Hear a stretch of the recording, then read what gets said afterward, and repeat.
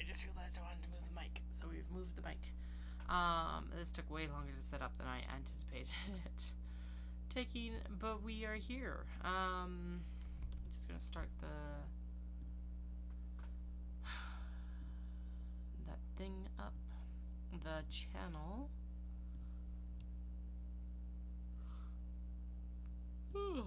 Alrighty, so I've actually got a setup so that you can see me doing the snaps, and then you've got the face cam obviously with the snaps as well. First things first, we actually have to go in. See, these are the snaps that I'm swapping to. They're just like plastic snaps. I've got white, I've got black, and I've got charcoal.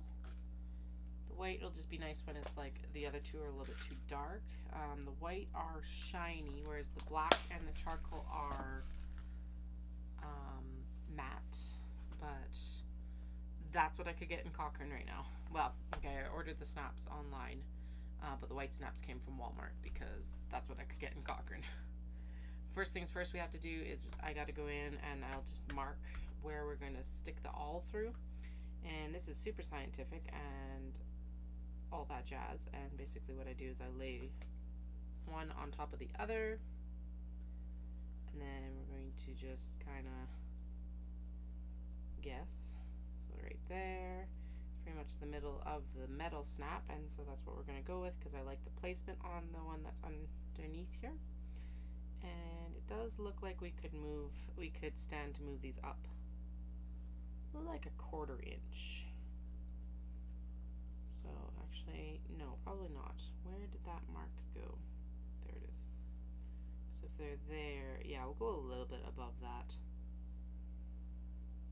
That's not too bad. Let's actually pull some of this out. Now these do not snap together until I actually install them, so there's that one drawback. Can't really stick them in. Oh no, that's enough space. Okay, so and then we're going to just move the tag out of the way. This is one of those places where I need like a more minimalist tag because it's like this does not work very well. And then because we gotta finesse it a little bit, we'll move the lining fabric out of the way, and then we'll punch the awl through, and there's the hole for the snap. I was making the joke that I won't be here till midnight, but now that I'm like, it's 6:45 already. This day has gone so fast. Like yesterday did not go this fast, I don't feel like. Today it has just like flown by. It's ridiculous. Ow. Ridiculous. Totally just gouged under my fingernail with one of those. Okay. So what is actually installed here? This piece is the male piece, I think, and this piece then might be the female piece. Let's check. I can't tell. I'm not that familiar with these ones yet. I know I'm going to need all 3 of these pieces. So we're just going to dump some out and then we'll tidy it up afterwards. I was going to do this on like the desk behind my sewing table, but I came downstairs and I put something in the cutting room, and it's so much warmer in here that I was like, no, we're going to set up in the cutting room. I think the main drawback to this is I don't necessarily have the best leverage on this, but I think if I turn it, it'll be fine. So alright, so there is one side of the snap, the exterior piece of the snap. Alright, so what goes in? Meow. Okay, so this is the male end. So we're just gonna leave that in there. Hi. So we're installing female ends right now, and then yeah, I think we'll go through and just install all the female ends, and then we'll swap the dye. Dahlia honey bunches of oats. You cannot be a pest right now.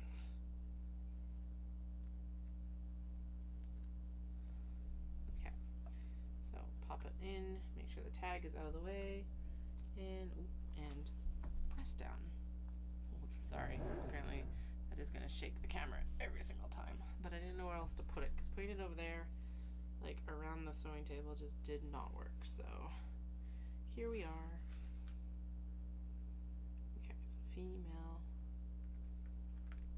There we go. I think there's actually a quick change dye where you don't have to like change the dye out every time, but I did cheap out on my dyes because they are not an inexpensive piece of equipment. And I didn't know, like I knew on some level that these were going to work really well for this, but I'd only use hand pliers. However, in my past experience, when you're making these in quantity, you really want to have the hand press, like this heavy duty hand press to do this with, because otherwise your hands are super achy and most of your snaps do not get installed correctly. So here we are, we have it for the hand press. I actually still have my old hand press. I haven't decided what I'm going to do with it. I think I might sell it on just because it is not, this press is a lot nicer and just has more dies available for it. Typically you want to like choose a hand press and then stick with it, but here's the thing, my business has evolved so much, and what I want to do with my business has changed so much that I needed to get something that would do more things, basically. Okay, 1, 2, 3. Good. Skewer it with the awl. There we go. So I think the main thing that's going to be a benefit here is that there's only one hole that has to go through, whereas like the metal snaps, because they're sleeper snaps and just snaps in general, have like 5 prongs that all need to align perfectly for it to actually work. You may need to be closed out, honey. I am sorry. I am working right now. My poor eldest, they love the cats, and Dahlia does not love the children. Especially my eldest loves cats. But also tonight, my eldest was like, I want you to stay here with me, and I'm like, I'm sorry, I need to finish off my work. I was like, but after the work's done, we can go sledding this weekend because it should be warm enough. So that's exciting because we finally have enough snow, and it's not supposed to be like Arctic or worse temperatures. I think the Arctic might have been warmer than we were in the deep freeze. Who knows? Polar vortexes. Now I will double check these and test them once these are all installed, and then we'll just make sure that like they're going to stick together, because I'm paranoid about them like falling apart instantly. Dahlia, okay, I gotta, no, you cannot eat the snaps. That is the last chance. Sorry, buddy. Out you go. And of course she scratched my wrist because I need to trim her nails. Now hopefully she's not out there screaming at us the whole time, but I can't have her around this equipment like that, because you know that one of us would slip up and she would like get her tail basically crunched or something stupid. If it's not the kids, it's the cats, and if it's not the cats, it's the kids. There's no compromise, it's one or the other. If it's not the kids, it's the cats. Okay, so we're gonna use white here.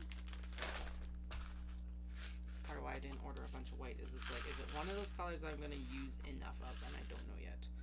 Black and charcoal are pretty good. Like a charcoal is a good neutral color for most things, so. Alright, one here. Move that down at least before I put the all through. That's the center of that one. About approximately at least. There we go. So basically what ends up happening with these snaps, now when you go to put your project in, is you put your needles and your project between these first two. This is how I envision it when you are using this needle stasher. So you put your needle and you clip this one, and then, actually sorry, no, this is backwards right now. I'll show you it when I get all 3 holes into it. So your needles and your project go here. They get held between these two further apart ones. And then the shorter, like smaller one, this is why it has a third one. If you're using circular needles, that's where you actually swoop up your cable and you can store your cable in the swoop here. At least that's how I intend it to be used. Of course, you can use it however you wish. Again, please do not, I do not condone using my products for illegal purposes. That's the only thing I would say about it. Yeah, so there's that snap, and then we're going to do this one, and this is why I have white snaps, because charcoal or black would be too dark for this like pastel of a fabric. There we go, and then one more.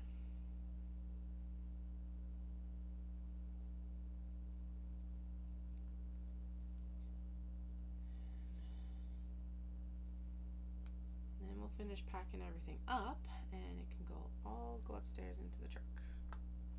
So I'm mostly packed already.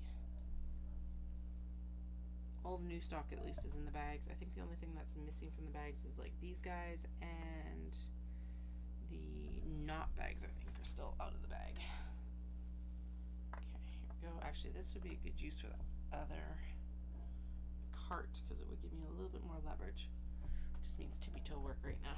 That's all. Whew. Alright, so 1, 2, 3, and then this one's gonna be black.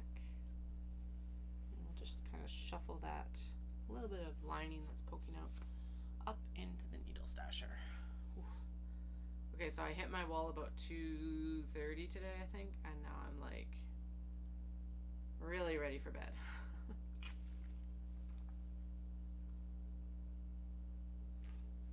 We have done 3 in 12 minutes, and we've only done half of them in 12 minutes. Holy.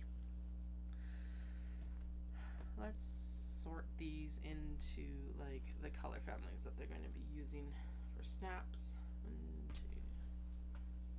That's going to be charcoal. I think these two will be charcoal as well.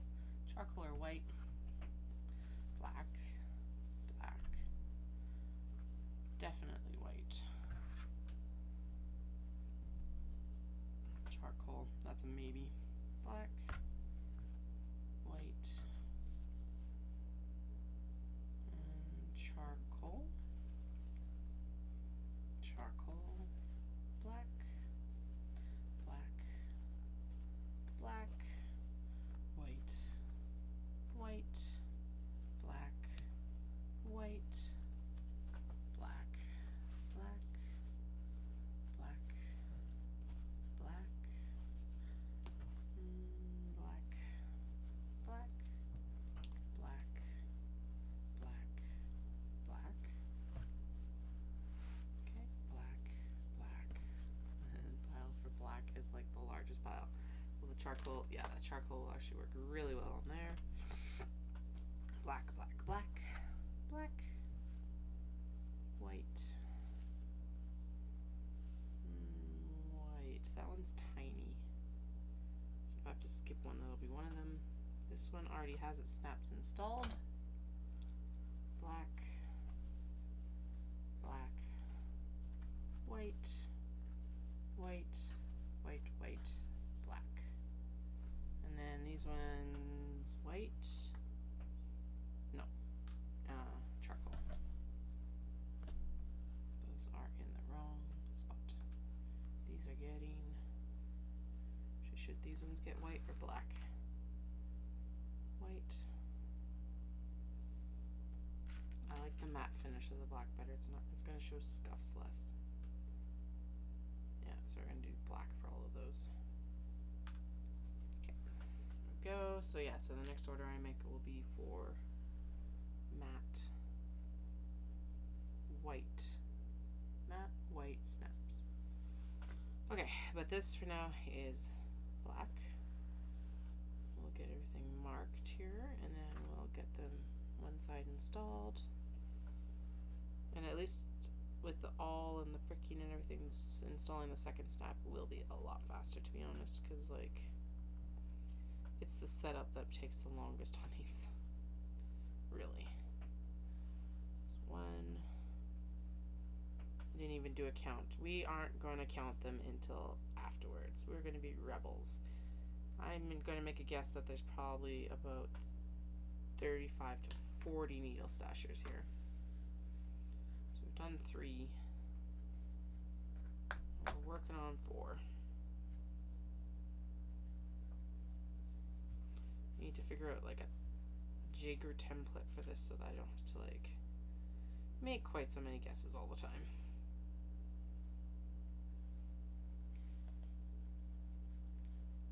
Alright, there we go. And then the last one. Okay, so those were the 2 that were close together. And I don't know what happened to the last one. Where is the marking? There is the marking. And then we're going just above the marking so that it's a little bit more on the fabric instead of on the edge. There we go. Okay. Oh my goodness. Oh, there it is. Okay, I think. There. It doesn't have to be perfect. It's not like they all have to match. As long as they match within this project, that's what matters. But yeah, I just like how this one is set up for actual placement for width-wise, so across the thing. Okay. Oh boy, alrighty. What time is it? Oh, it's almost 7. Okay. It's still really early to feel this tired. Oh my goodness. Oh well. One more day and then I can rest again on Sunday, and then told my eldest that we would go out sledding because there's finally enough snow and it's supposed to be warm enough on Sunday to actually like go out and enjoy ourselves. So that'll be good. And then Monday is going to be resetting the craft room, but it doesn't need to be like a hectic reset or anything like that. It just needs to be kind of plodded along on. Come here. The main focus being that I need to clear out my sewing area and the table behind me because I need the table to do my taxes on. Could I do my taxes anywhere? Pretty much. And I probably will move between there and here even because I could work on this table as well. And it is significantly warmer in this room, so I don't know. Maybe we will do them in here. Alright, I'm gonna do the white and then maybe the charcoal and then the black. Not like it really matters. We're gonna have to like rotate through the colors anyway, so. Alright, you guys just you just need to line up. Alright. And then I'm gonna shift it down just a tick. Because that will also put it above the seam allowance that's in there. Because that makes it easier to actually install the snaps as well. That's fine as long as I get it in. Here as well. There we go. So we're gonna punch a hole through with the awl. And since these are like single prong snaps instead of 5-prong snaps, that's gonna be their main like appeal. I wonder if I could use the like cutter that I use for the leather rivets and stuff like that for this. Although that feels like it would leave almost too big a hole. And it could tear the fabric actually, whereas the awl makes sense. I don't know. Maybe I'll try that next round. I'm not going to go get a new setup for my press right now because it's just like tick along. It'll get done. I feel like these could use another press. Okay. I'll quality control all of these and make sure that they are installed once I have the male side on as well. Right now we're installing the female side.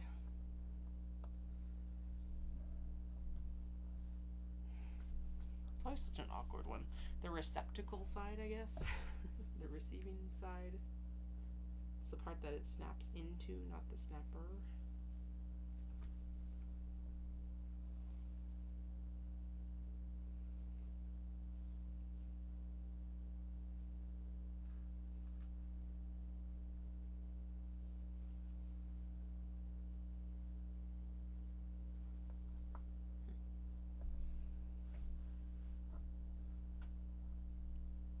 keep talking about my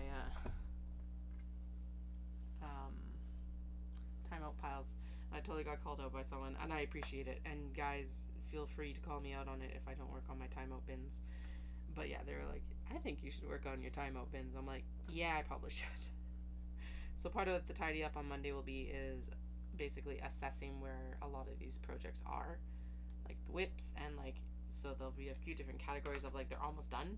So like I had to pull some bags today because I didn't have handles done. So they're almost done. They just need handles. Like everything else is done. They even have been boxed. They just need the handle to go in so I can finish the sewing on them basically. So that's almost done. And then the nearly dones, which will be stuff that's like, it's mostly assembled, but it still needs some major work basically. Like it needs to have its box edges cut, or it's like it doesn't have its end seams done, and other things like that. It's not going to be a hard and fast like, oh, this goes into nearly done and this is almost done sort of thing. But like it'll be the next step down sort of thing, and it'll make more sense once I actually start sorting it, even to myself, because I don't know what I'm talking about right now. And then the other pieces that we'll sort out and into other areas, into like probably back into the cutting studio, it will be the stuff that's like it needs something cut to finish it. So I know I do have, or I had a large bin of bags where it's like it was just exteriors cut, and I was like, oh, I'll cut. Well, the cutting table used to be out there, so I just think they haven't transitioned back in here. Maybe I did sort them into the bins. I can't remember because the bin that they were in is no longer out there. Anyway, what they were was they were like, well, they've got cut a bunch of lining, and like technically they could have been sewn, but I kind of pilfered the box for other projects. Newer and flashier fabrics, basically. So it's like, okay, so we're back to just exteriors, and then making sure that they're paired up, because a lot of them are older fabrics, making sure that they're paired up with handles and that they can still be made into a small box bag or whatever. If a lot of them don't have their handles, I think they'll be the first ones to be converted into the new wedge bags, whatever that looks like. I haven't decided what the new wedge bag really looks like yet, but I do really want to make a new wedge bag. I think it's going to involve a 2-zip system, so there'll still be the zip on top for the wedge bag, and then I think there'll be a second zipper pocket just down. It'll be almost like, it's really tempting just to make them into the purses and then make the like strap optional, because like basically I'm just describing what I'm going to do for the purse. I don't know. I feel like the wedge bag needs to be zhuzhed up, and at the same time I'm like, should I just keep it simple so it's like easy to sew? And since I now have new fabrics, people will probably be more interested in them, because the thing is that sales dropped on them significantly. So I was like, okay, we're going to discontinue it, and we're going to start like really focusing on the knot bag, and now the knot bag sales have dropped. And I'm like, okay, what do I do? So I don't know if I need to like zhuzh up the wedge bag or what I want to do yet, but I have a feeling if there's any bags in that box without handles, we'll do something else with them. Or maybe they'll just become maybe they'll become purses. That's where I'm at right now. I'm like, I don't know. And then the other problem child that will need to be addressed is my analysis paralysis. And so I've got fabrics where it's like I'm almost out of the fabric, like down to the dregs. I have 1 or 2 bags, maybe if I'm lucky, left out of it. So I don't know what to make with them. I haven't been able to decide. So I'm thinking what I'm going to do, and this will be a bit more of a like advertised event, basically, more than like just these casual, I'm jumping on and doing the like live stream thing, is I'll come on and we will help Katie with her analysis paralysis and help me decide what to make with these fabrics. Mostly because it's just like, well, it's the last of it. I don't know what anyone wants from it. And because there's so many different fabrics, it's really hard to keep track of so I keep track of generalized trends in like small box bags are selling well, kato bags are selling well, knot bags have gone down, blah blah blah, that sort of metric. I don't keep track of like what fabrics are selling well, because there's too many of them. Would it help my business? Probably. But the thing is that the fabrics are going to change no matter what when I go back to Japan. So, like, just because I was able to get it in November and May last year, I'm not going to be back until probably at least early 25 or late 25. And so the fabrics are going to be completely different anyway. So it's not really, like, it's not, that's a lot of work for a metric that's kind of eh. Shapes and sizes are a lot more useful.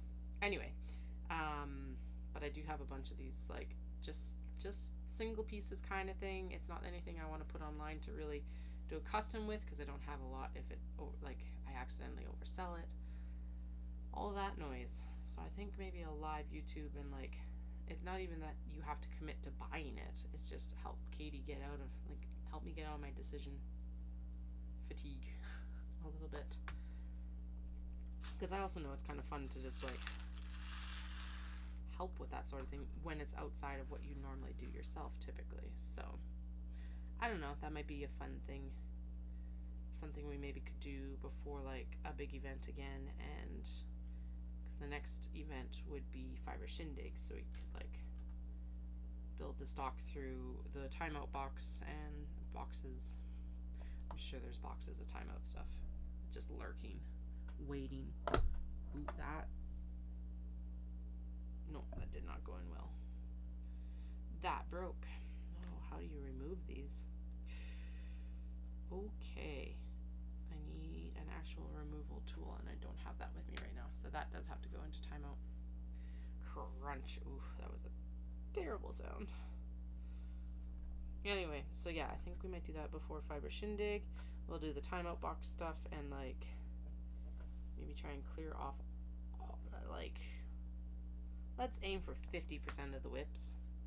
The other, and then the final problem child is, besides the analysis paralysis and decision fatigue, is I need to get through my scrap bins. And so maybe we'll try to reduce whips by 50%, and we'll try to reduce the scrap stash by 50%. Because realistically, I do need a big restock on notions pouches, and this is just going to be the start of the needle stashers. It's just kind of like what caught my attention that needed to be done. Oh, I see why, because I tried to put a snapper bit in a non-snapper piece, so it was the male end and the female die, and that's why it got crunched. All right, right. So that's what happens when you do that. That's so terrible.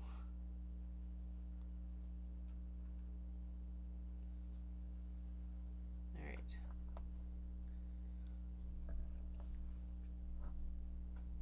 So yeah, I think Dallas said he was going to come down and help me tidy up on Monday.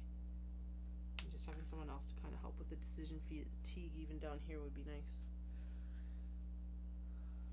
And sometimes it's just nice to be like, can you just throw this out for me? Because, like, I don't want it, but the way I was raised, I should want it. And sometimes if someone else just, like, throws it out for me, it's better. So, or, like, into the donate pile or whatever, right, sort of thing. Just, like, out of the house, not necessarily garbage, just in some ways taking that final decision off of my mind as well.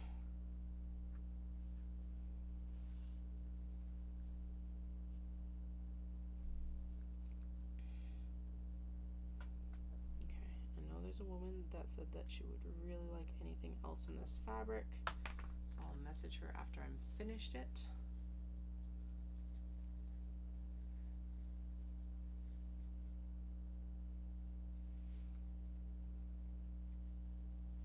I don't even know how many we're in, and that is good. The only way through this is through it.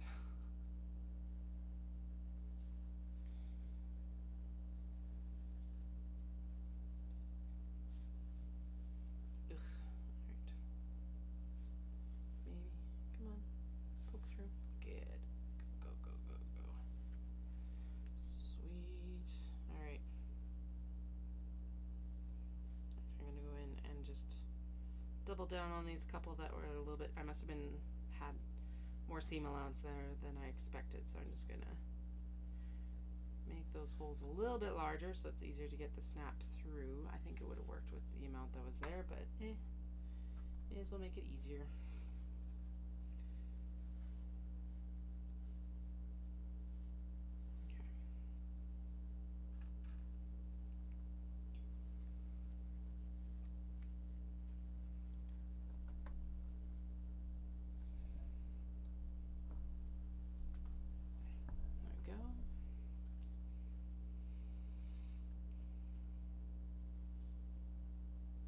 Talk about putting the like project in here, but I will demonstrate it with a project once I get one that has all the snaps installed.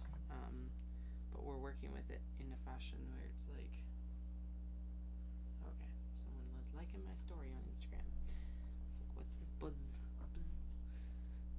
Anyway, but yeah, once I get we're doing all the female snaps right now, then we'll go in and do all the male snaps.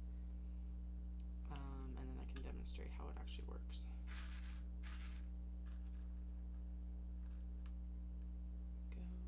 Oops. It's just mostly so I don't have to like swap the dye out consistently. There we go. Alright, 2 more white ones for now. And then we'll do the charcoal ones, and then we'll do the black ones. I know I've been saying most of the day, but I am already tired of standing. That's not good. I need more endurance if I'm going to do this many shows this year.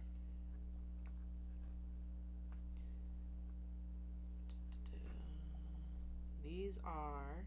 So this is why I need to go through my scrap bin. Because these have been sewn for a while, but these are some of the OG fabrics that I purchased off of Etsy. Actually, there's quite a few in here. This one for sure, the little Tamari with these cats here, the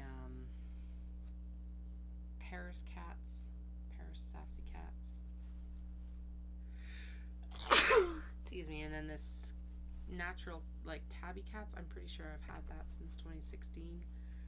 Like, it is time. And I mean like our original 2016, first trip 2016. So it's time to like get through at least some of my back stock on scraps. There are like 2 or 3 bins of like calyx sized shelves, and that would give me more space for fabric for my imaginary trip.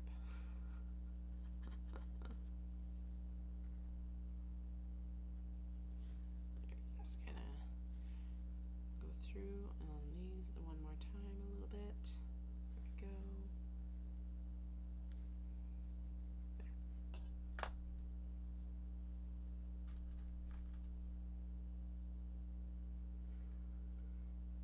Oh, excuse me. Oh my goodness. Okay. Well, I think we're getting to the point where it's also like I'm going to have to balance out how much I get done with when I need to go to bed tonight. I still need to take I need to finish packing the bags and take them up to the truck, which isn't too bad. There's not a lot right now. I counted when I was packing the small box bags today because I'm like, I was pretty sure I was down to like 4. I had a grand total of 7. However, the Kato stock is also not looking much more favorable at a grand total of like 5 or 6. And I'm like, shoot, I should have been working on Kato. But that's okay. We'll have big bags and we'll have small bags and we'll have, I gotta pick out some fabrics for pick your own orders as well.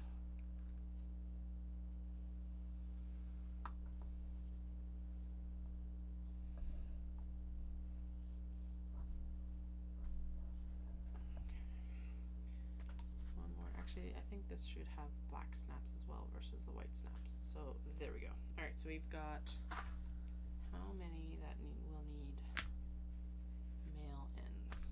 1, 2, 3, 4, 5, 6, 7. So we'll need 21 male snap pieces. 1, 2, 3, 4, 5, 6. So there's 2, 3.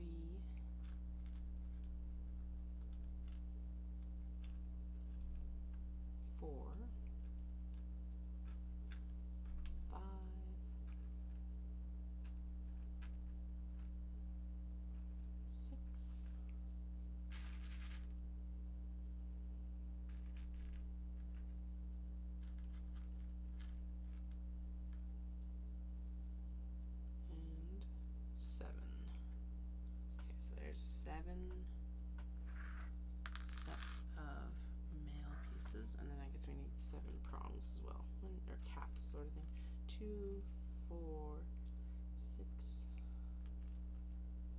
8, 10, 11, 12. So that's for 4, 5, 6, 7. Alright, so there is the male pieces and the caps for the snaps. And then I'm going to put this in my hand and then in that box. Go. Aha, success. There. Sweet. Alright, more water.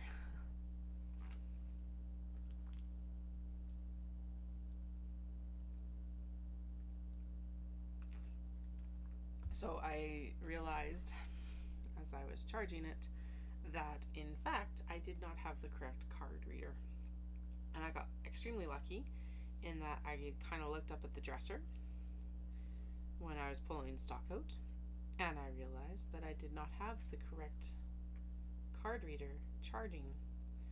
So now the correct card reader has been charged, because it's this new little, like, it looks like a portable terminal versus the like square knockoff that Shopify used to have. But it's just like, of course, the one that I was charging is not even like supported by Shopify anymore. They sunsetted it in like October, end of October, and it had already been on the fritz like last year. So I was annoyed, but at least it got resolved tonight, and I didn't like go tomorrow with the wrong card terminal, because I don't think it would even connect to my phone anymore. Hell, it barely connected to my phone when it was already like, or when it was still supported by Shopify. So it's pretty dire, or pretty blatant. No, it's not going to work tomorrow if I'd had the wrong card reader. So now I just gotta remember to take it upstairs with me. Actually, I should go throw it in the basket that's gonna go, so I cannot forget it. So I was gonna be angry about being outside, so I'll put it in I'll take it upstairs and I'll put it in and take it upstairs in the basket, and then I'll put the card reader in my purse. That's where it'll go. All right, charcoal. That's way too many, but whatever.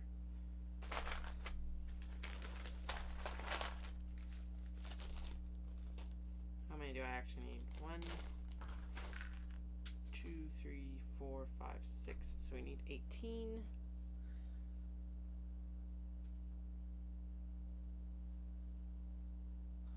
2, 3, 1, 5, 6, 12, 13, 14, 15, 16, 17, 18, I think that was 18. I keep dropping pieces. Ooh, where'd it, I'll find it later, I guess. It's worse than Lego. Jesus. 3, 6, 3, 6, 7, 8, 9. That's only 15. And this is why we're just gonna dump out the other one, because like that takes way more time than just sweeping them into my hand and dumping them back into the bag. It's not even the side I needed. I need the female side. There. Done. We know it's too many. That's fine. Alright. Gray. In. Female in. Onto the press. Ding. And press. Like that. And then next. In. New line up. Please line up. There we go. In. On. Press. problem is I was more creatively chaotic earlier today, but apparently it tired me out. So now we're just reminding myself how to actually install snaps. So 100% monologuing on myself. If this is the first time you've encountered me, or if you come across this video later on, I know we're already 40 minutes in, so congrats, you've made it a while. Oh, that one didn't set.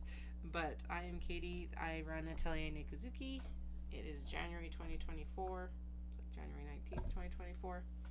And all of these fabrics are Japanese fabrics. I go to Japan and select my fabrics in Tokyo and Kyoto. And I started doing that because they've got super cute cat fabrics and because I was actually an exchange student there during university. That's like the Cliff Notes version of it. Should actually do like an intro video to myself and like a trailer for the channel or something like that. That would be kind of fun. Just an overview like that, and then like, this is what we make. And show everything off.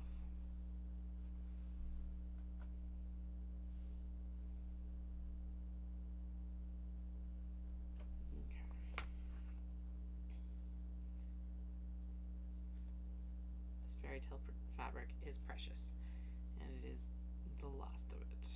I think there'll be a little bit more maybe in the scrap pile, but this is, I think, well, this is definitely out of the scrap pile, so this might be some of the last of it for sure. Okay, it is really thick though, so we're gonna just do a double pierce here, because that's what's gonna help us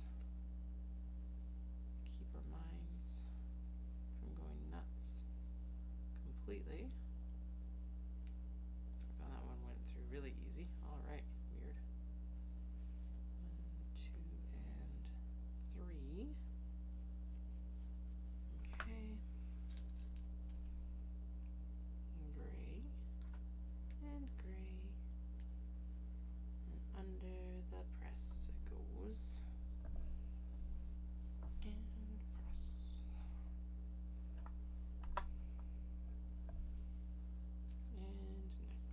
And then it'll be nice when we can just go through and like do the mail ends, because it will be far easier. These are just getting packed straight in the stock bin to go. No ifs, ands, or buts, and then I will make a sign or tag them tomorrow. I haven't decided yet. I think maybe make a sign and just hang it. I'm gonna have a basket for these guys, I think. These and triangle pouches together. Although you can't really use these in the triangle pouches, so that might be an unfair pairing. I don't know.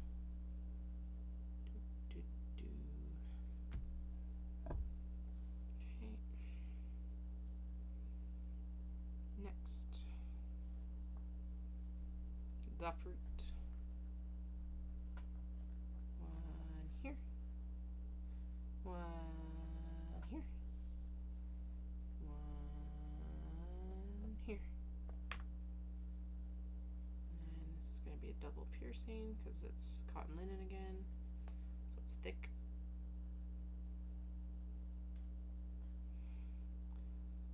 So we'll make the first ones, and then we'll redo everything just so it's for sure all the way through. Ooh, that was dangerous. Oh my god. Do not pierce yourself with the awl. Pierce the fabric, not the body. Imagine explaining that at urgent care. I've already had to call, so I had to call the nurse line one time because I knelt on a cable needle. Because I had set it down in the couch and then forgot about it. And then I knelt down right on top of it and it like pierced my knee. Kind of hit the like knee bone, knee plate, whatever, the patella. So it wasn't a big deal in that fashion. It didn't penetrate too far, but it was like, do I need my tetanus shot? So that's what I called the nurse line about. She was very incredulous. I have a feeling I was probably her weirdest call that night. I hope I was, because by all intents and purposes, that feels like it would be a fairly gentle, weird call. But yes, if you pierce your body with a knitting needle, you do need your tetanus shot if you have not had it recently updated. So I was told that as long as I got it within 24 hours, I would be fine. So I went and got it at a walk-in clinic the next day. Because of course this doesn't happen during the daytime. This happened at like, I don't know, 9 p.m. on a Friday night too on top of it. And then I've had to phone around to figure out where I could even get the tetanus shot. And at least the walk-in clinic that was really close to us had it. But still, like, yeah. That was a wild experience. 10 out of 10, do not recommend. Actually, that was one of the things. So, of course, I had to get the DTaP, Tdap, whatever it is, tetanus, diphtheria, and pertussis shot during pregnancy. Well, I didn't have to, but it grants so much, like, carried over in immune response to the fetus that obviously I wasn't going to skip it. Anyway, however, gaining them 2 years in a row, the tech was like, this is probably going to really hurt. And I'm like, okay, thanks for the warning, because it's like, I always really hurt after that. I think it's the diphtheria or the pertussis, because I don't remember having it, like, it's not a reaction, but my arm is extremely sore afterwards. It's one of those ones that, like, just aches. And, like, I remember even getting it as a kid, like 4 or 5, or whenever you have your final booster, and it hurt for days, like keeping me awake at night sort of thing. But better that than like whooping cough when your child is an infant. So anyway, I had to go get it, and she's like, it's gonna hurt more probably because you've had it so recently. And oh boy, did it ever. I was like, oh yeah, you are not kidding. Not that I doubted she was, but I was surprised at the warning and then extremely grateful for it. You're gonna feel it. Oh yeah, I did. Worst part probably of having Irish twins.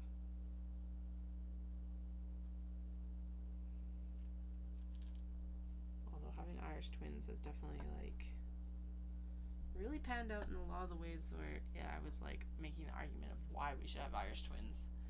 And like it's tough in different ways than having them further apart, but neither of them have to be held back by each other, especially our eldest. It's like they're essentially the same size. So that meant that they could go do all the rides together at Disney World. We're starting to potty train the second already, the youngest, and that we've delayed a little bit on that because his energy levels are low, and like they're ready and they're not at the same time. I think potty training the second is going to maybe be a much more interesting ride. The first was not easy either, but that is my in-laws. I'm going to mute my mic and I'll be right back.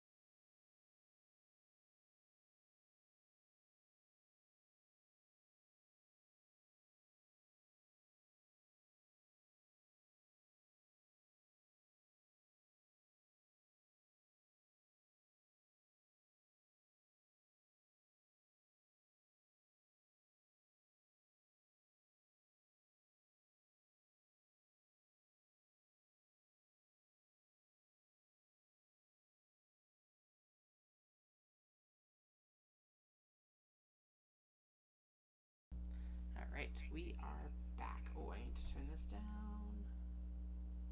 do not need to hear myself talking in that ear while I'm talking at you. Yeah, they're just calling to confirm. That was my in-laws calling to confirm because they're taking the youngest tomorrow because Dallas is going to come up and help me set up since he's home. And then the eldest has gymnastics, so basically he's going to come help me set up and then boogie back down to Cochrane to go to gymnastics. But that'll be good. Oh yeah, that looks really good. So that's with the gray matte snaps. Alright, last gray one, and then we got this massive stack of black. We're gonna actually count how many, because what is that? So that's 6, and we have like 1, 2, 3, 4, 5, 6, 7 of the white. So that's a lovely number, 13. Oh yeah, and so I was like, okay, I've got 7 small box bags. This is actually what my stock level was at. And then I have 13 large box bags. I'm like, oh, perfect. I had more big bags, but like I said, I did the style switch for this show. So I'll have both styles. I'll have the old style and I'll have the new style for Airdrie. And then, so I didn't count them because there was quite a few of them left, and that's fine. Yeah, it was just like, I knew that the small box bags were low, but I didn't realize, like, I thought they were actually lower. Not that 7 is a huge number compared to 4 either. So I'm glad that we restocked them. And then when I get also the other stuff that is not in the timeout box yet but does need to be completed is more of the Kato bags, especially for like fiber shindig and stuff like that if I get accepted. I'm like in limbo right now waiting to find out if I'm going to get into some of these shows, and I'm like, it's like Jeopardy music. Dun dun dun dun dun dun. It doesn't matter if it's a no, I just need to know either way, because then I can plan out what my stock is actually, like what do I need to do for stock. So, but I did confirm the dates for Omatsuri in Calgary. I've talked about this the last couple days, but they do not conflict with Knit City, and that is the best news I've had for a little bit. So it's actually the weekend before, which is what I was hoping it would be. Yes, that does mean that they're back to back, but at least they're not the same weekend. Now my only thing is like, do I do the night market? I'm in a conundrum of like whether I do the night market or if I skip it again, because it would be a long night for the kids without me here. It'll be a long night for whoever would have to care for them while I wasn't here. I think that's more the key. Okay, hat off. Not on the floor, but off. Oh, more water.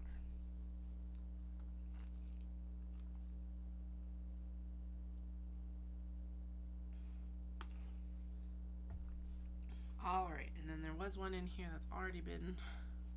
Nope. Oh, it's in the bin. Okay. So we got 3, 6, 9, 12, 15, 18. What did I say? I figured there's about 40. 18, 21, 24, 27, 30, 3, 34. Yeah, 47. So closer to 50 actually.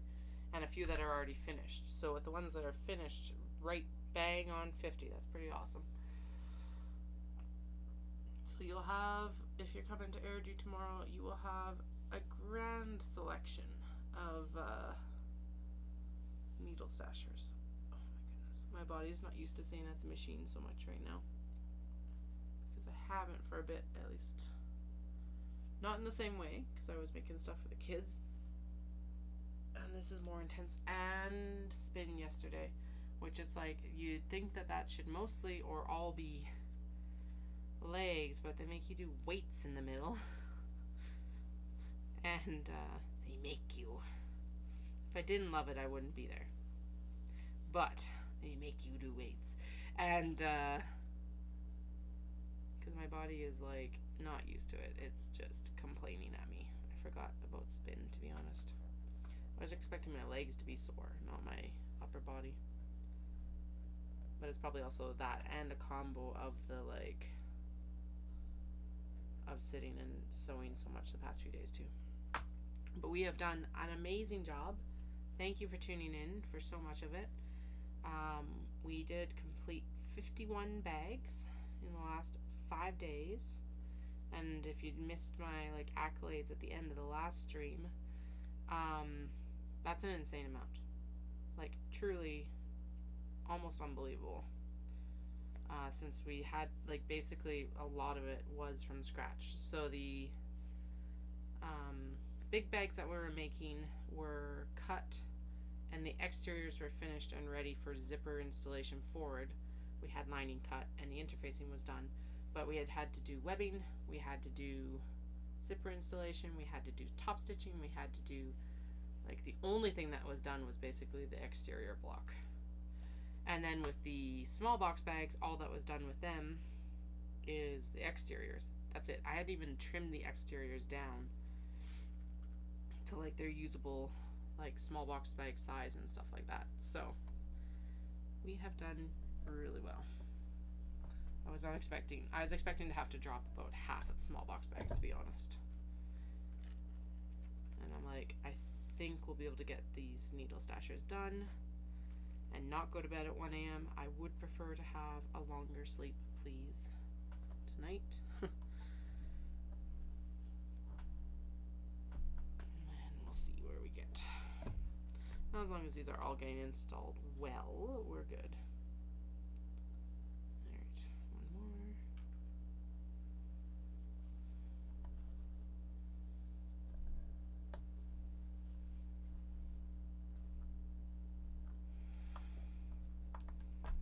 I don't know why I'm holding my breath when I like press down on it. That is actually not useful. I shouldn't be holding my breath while I'm doing it. But apparently I am.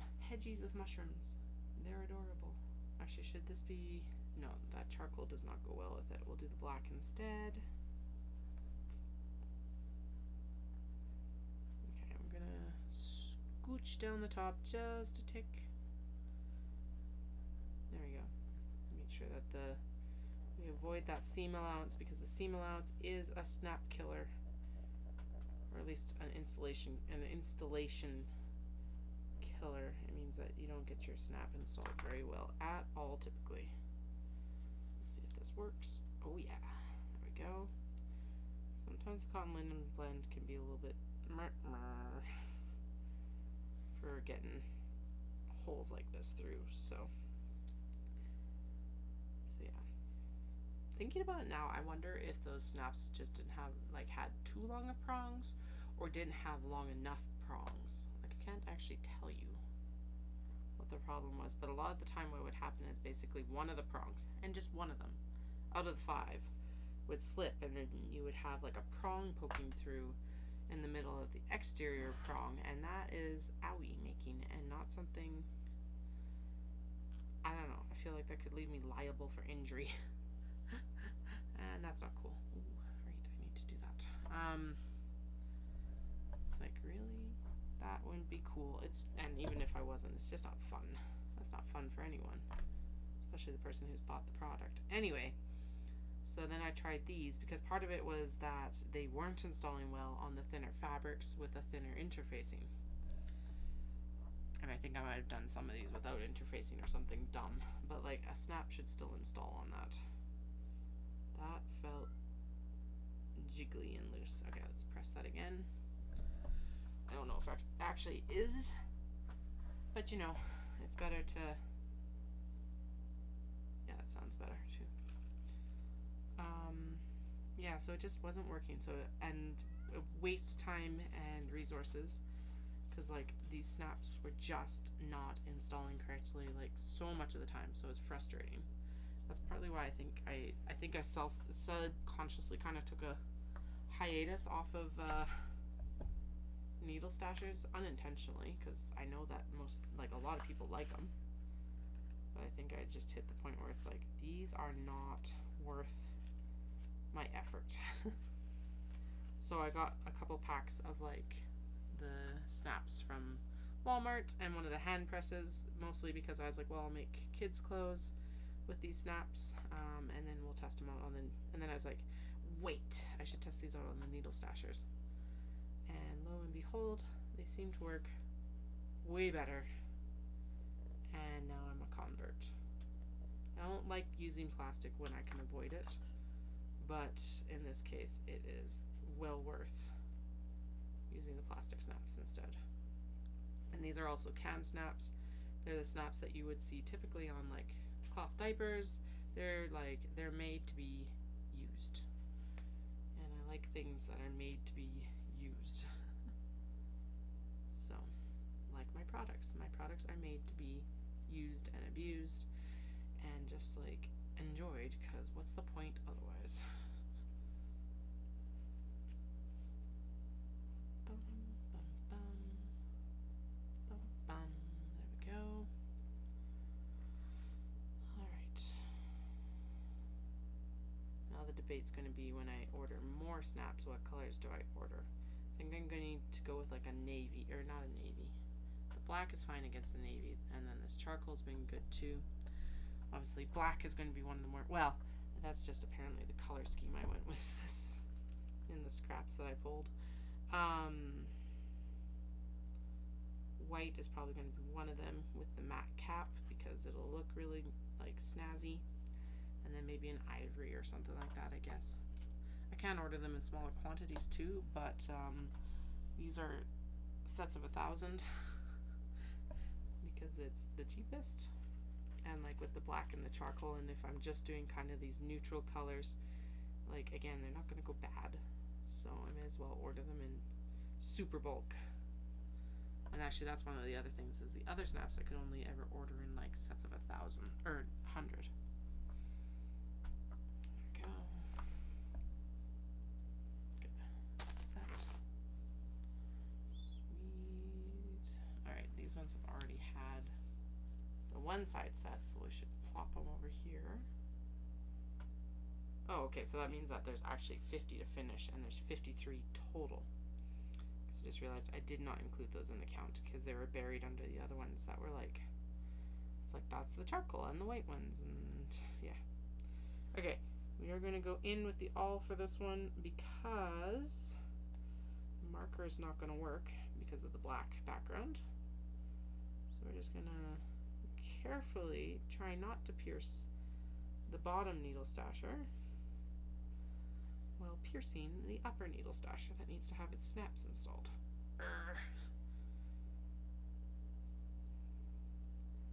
They never tell you how much hand strength you need for these handicrafts. It's kind of like they never tell you that you actually need a lot of, like if you're giving birth, you need a lot of upper body strength. You need a lot of upper body strength for babies in general. You always think of your legs and like your pelvic floor and all of that. It's like, no, biceps and pecs. That's what you need to focus on. Your legs will naturally keep up because you'll be running everywhere after your kid. But your upper body is where you're going to need the strength, because you need to heft a 35-pound toddler around. They're both 35 pounds now. And I'm just like, oh my goodness. They're definitely slowing down. There's not as many like giant leaps of growth. But they're not going to be getting lighter. So I need to start my upper body strength training. I need to start my upper body strength training anyway, because I need to like get done for, or I need to get stronger for running and stuff too. And my vanity is also saying I want to be thinner for photos at our next Dopey challenge. So there's that.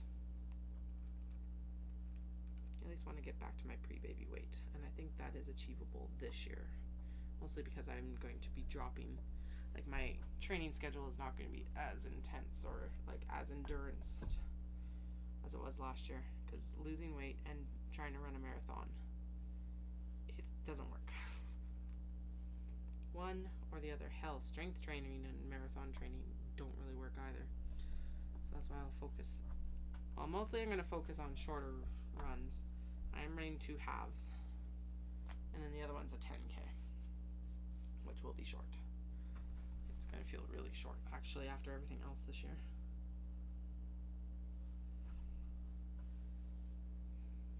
Okay.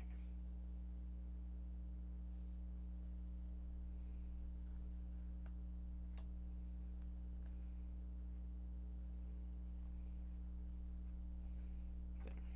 Right there. Right here. That's mostly going to be an indentation mark. It's the first one that will punch through. I can see it right there. Through. And then we'll make sure that the tag is crunched up and out of the way. Through. That one went really well. Through. And here again, just to get it really open. Alright. That one in the middle. And this one.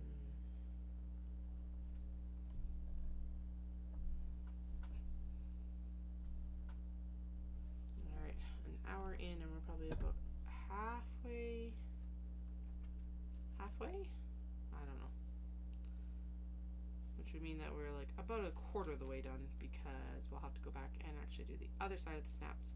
But I'm not swapping this die out every single time, so we're just doing all the female receptacle ones first, and then we'll turn around and we'll do the male ends after. Receptacles, receiving end. Not the snapper part. I guess it is really, because it's the one that holds everything in place, so you know. Okay, I just realized that that is really drooped down on this side, so we're going to go through and actually redo that snap right here instead. There we go. Okay, and then they'll be covered up. Alrighty.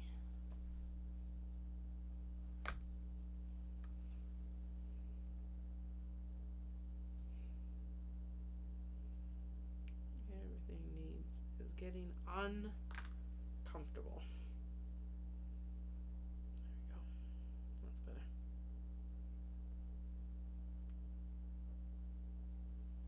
Okay, put my hair back up so it's at least out on my face, just not with the bobby pins. Ow.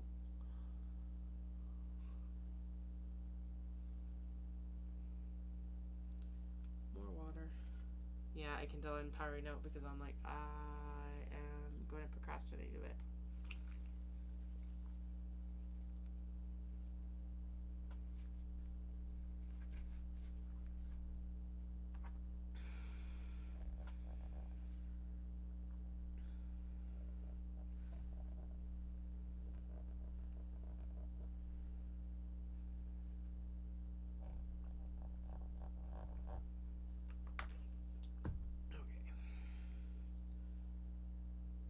I've drank almost that whole bottle today, so that's good.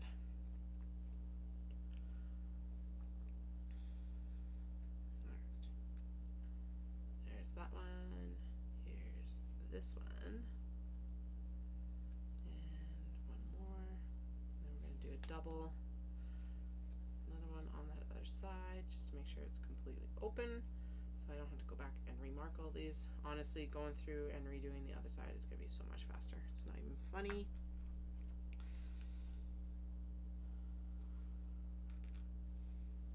Just the setup right now. It'll probably take about half the time to actually install these snaps. What are we? An hour and 10? So it's not even 8 o'clock yet. Sweet.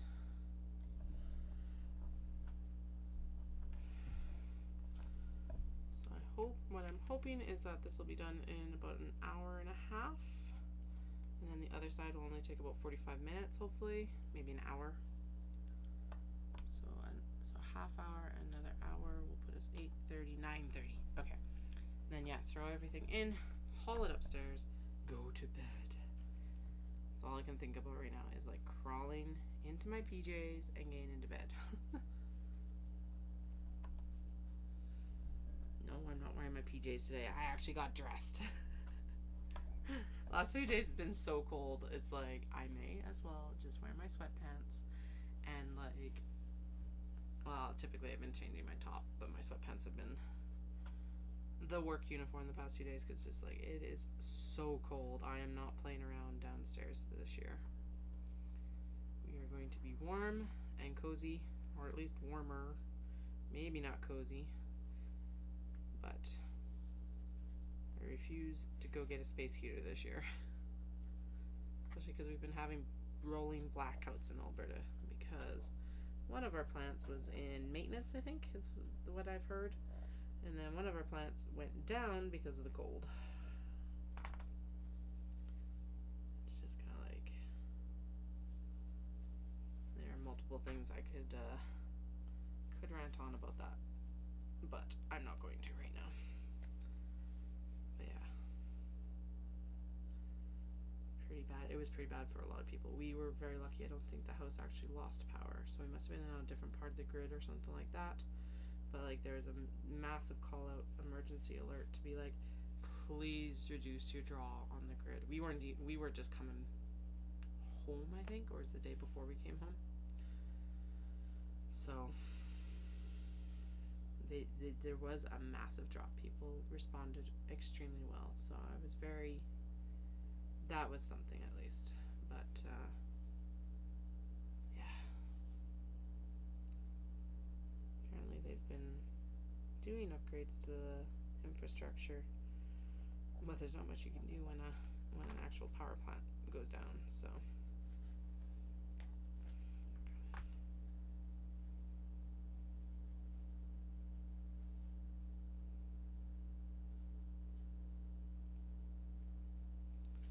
alright, cap,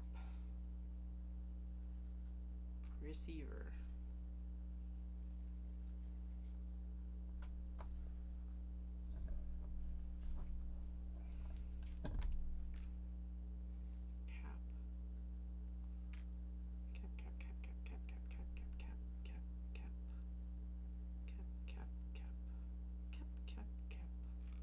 receiver,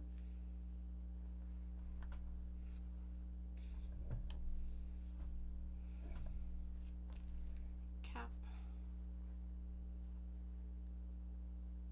right on the cat's belly, receiver. It looks like I've added another spot to that cap, which is kind of awesome.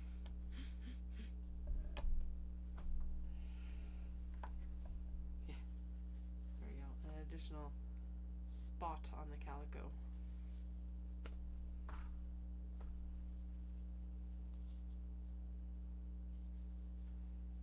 So this one's really fun. So this is Inari's like messenger, which is the fox. A lot of people think that Inari is a fox, but he is not. It's just his messenger. That one needs more work. Okay, I'm glad I saw that. It's like not fully sewn along. It didn't catch the edge along this edge. So we'll do that later. But anyway, it's still fun because it's like Inari is business prosperity and like good harvests and a bunch of other things. So Fushimi Inari Taisha, which is one of probably the Shinto shrines that you think of when you think of Kyoto, is a massive like business success shrine to Inari.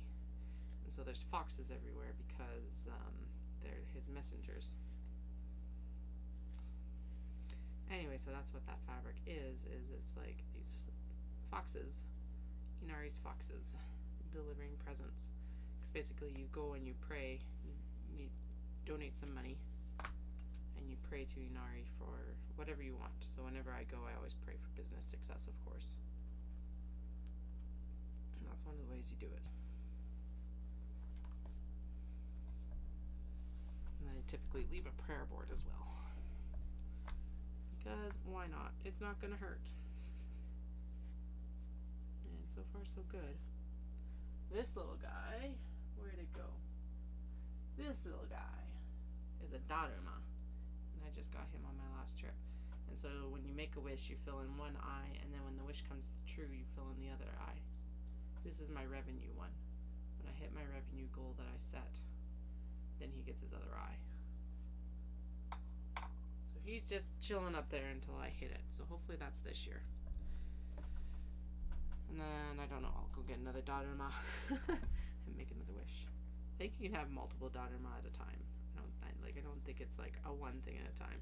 But the wish on that one is like an achievable goal kind of. And so I just gotta buckle down and do it, and that is more what I'm focused on, I think. It's not much I want except for my business to be successful right now and my kids to grow up strong, kind, and smart. So, and health for me, and health for Dallas. There we go. Health is always good.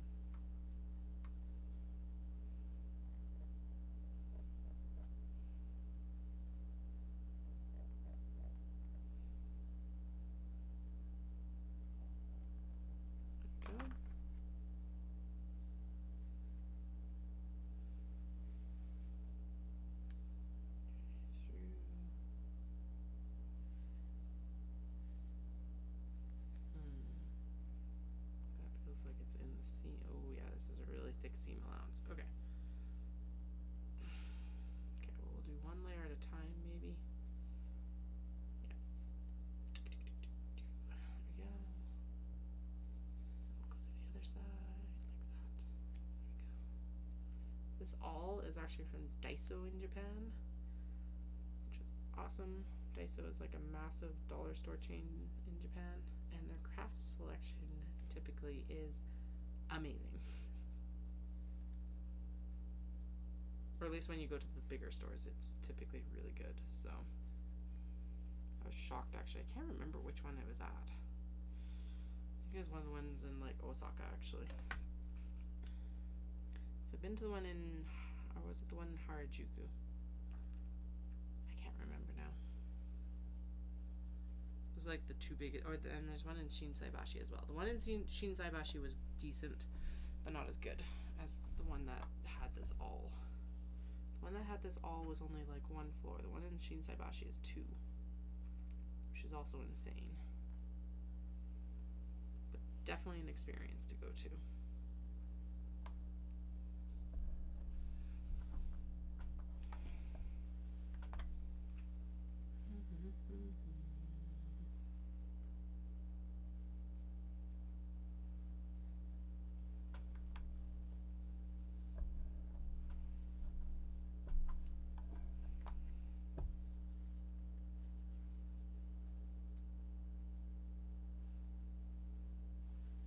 Sounded like it was rattling a bit. Sometimes you can tell if something's not set correctly because you can hear it rattle. And that's what I was concerned about there. So I was like, it sounded like it was rattling, but it wasn't. So we're safe. Safe. Okay, let's roll that down and in. There isn't a very large seam allowance here, which is good. Means we don't have to worry too much about getting the all through. Do have to worry about it lining up though a little bit. I did not do a very good job of ironing these, and I even admitted that when I was ironing them, because it's like I was tired and I'm just like, let's just get these kind of pressed, and then when we go to set the snaps we can like finesse it out. But now I don't really have it any time, and it's like they're fighting me because of course they've been pressed a certain way, and they're like, we were told to be this way, and I'm like, no, you need to go up a little bit more. Just not a big change, just a little change. Ooh, actually what just popped into my head is angel cream donuts from Mr. Donut in Japan. The daydreaming about Japan has been really bad the last couple days. Oh well. Soon enough I will go back. All the angel cream donuts for you.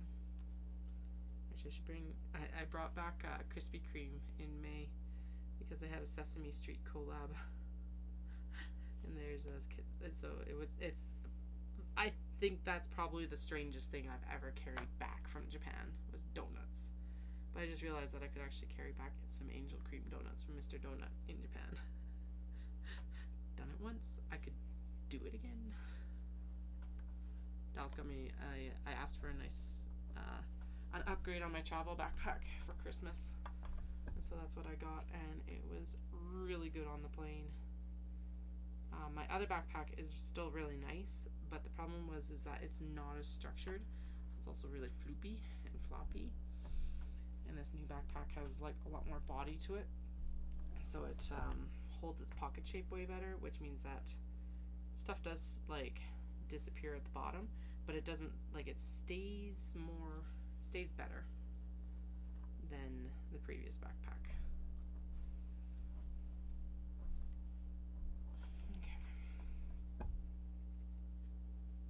Ooh, that's looking very nice actually. Wasn't like, that's a really high contrast snap and it's looking really good.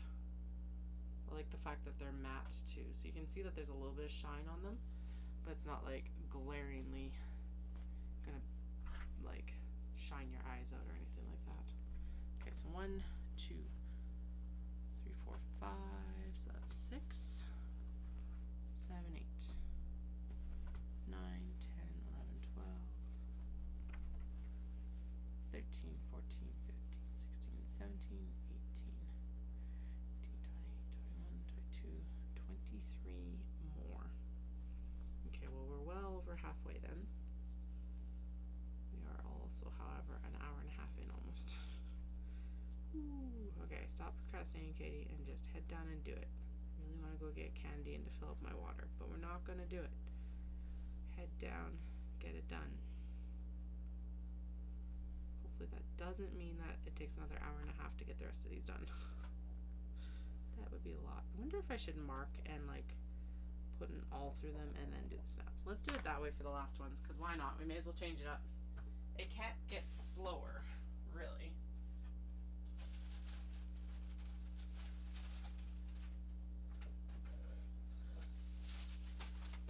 Well, I guess it could, but I don't think so. Okay. It's just like, I'm going to sit down for them, for that, at least. My standing endurance is not what it once was. This chair needs to be tightened. And I will be standing all day tomorrow, so that'll be good too.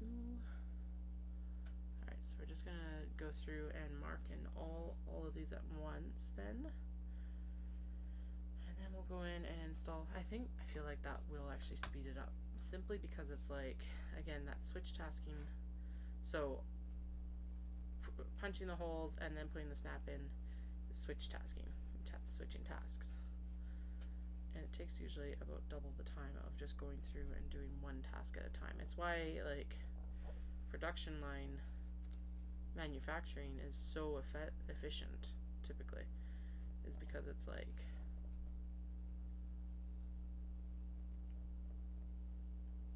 because you've got people specializing in one thing and one thing only and doing it over and over and over and over and over. Is it monotonous and boring? 100%. Is it effective? 100%. Like, there's just no way around it. Okay, there's that one. So let's see if we can apply the same thing here. Because why not? Okay, I do not know where that one went. I think it's like right around the A. Fold this up and in a little bit more.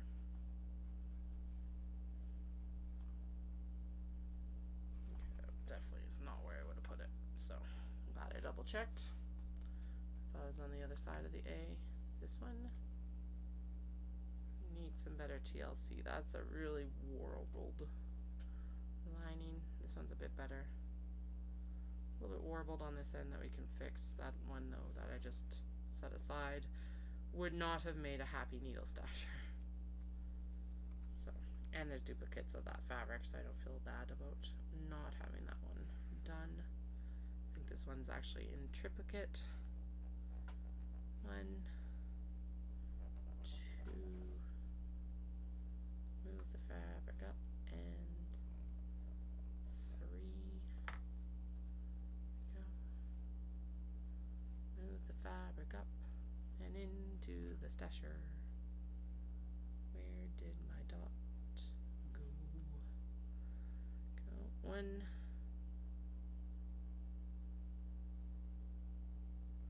Where did these all go? There's 2. There's the first one. Now where's the middle one?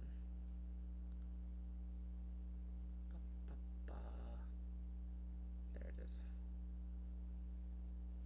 Sometimes it's like, how do you lose those marks so easily? Oh, and I'm all hunched over and like, I'm like so tired I'm not even conscious of how I'm actually sitting. So let's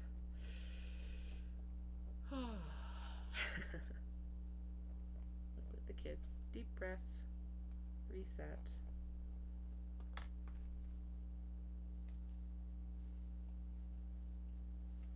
One.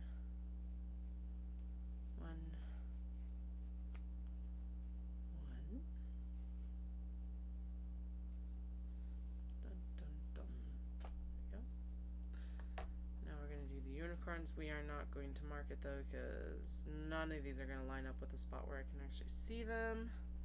As per the Alice, we'll just pierce it based on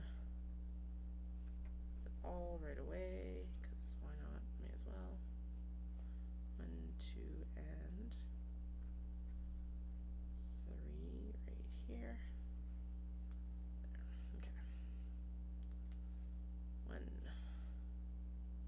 2, and 3.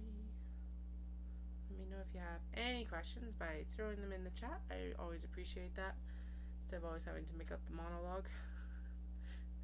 I usually go off on a tangent anyway when anyone asks a question, so it's not like we'll just be, yeah, they'll just send me off on a tangent basically, because that is sometimes the best part. Yeah, okay, both of those need a little bit more TLC under the iron. Little gingham black cat though is ready to go. Go back to the air erase marker there, there, and there. And then pierce, pierce.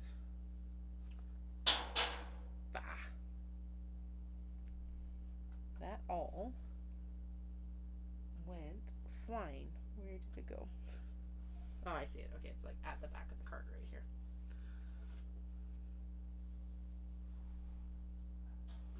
There we go. Dun, dun, dun.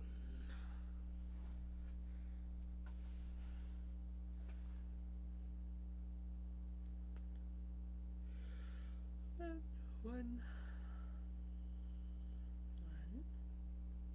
Go. Do you feel like this is probably faster than like switching to installing the snap at the same time?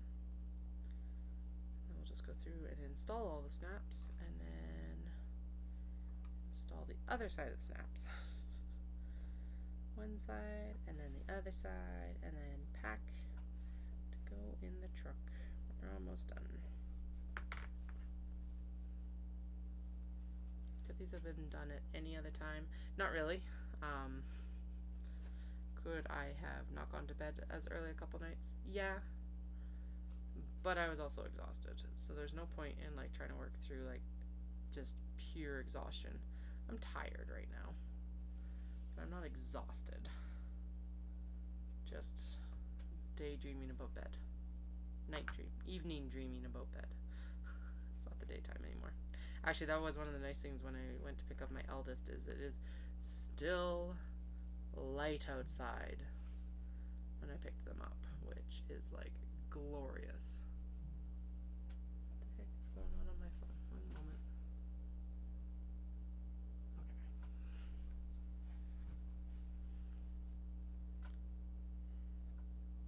There we go. All right.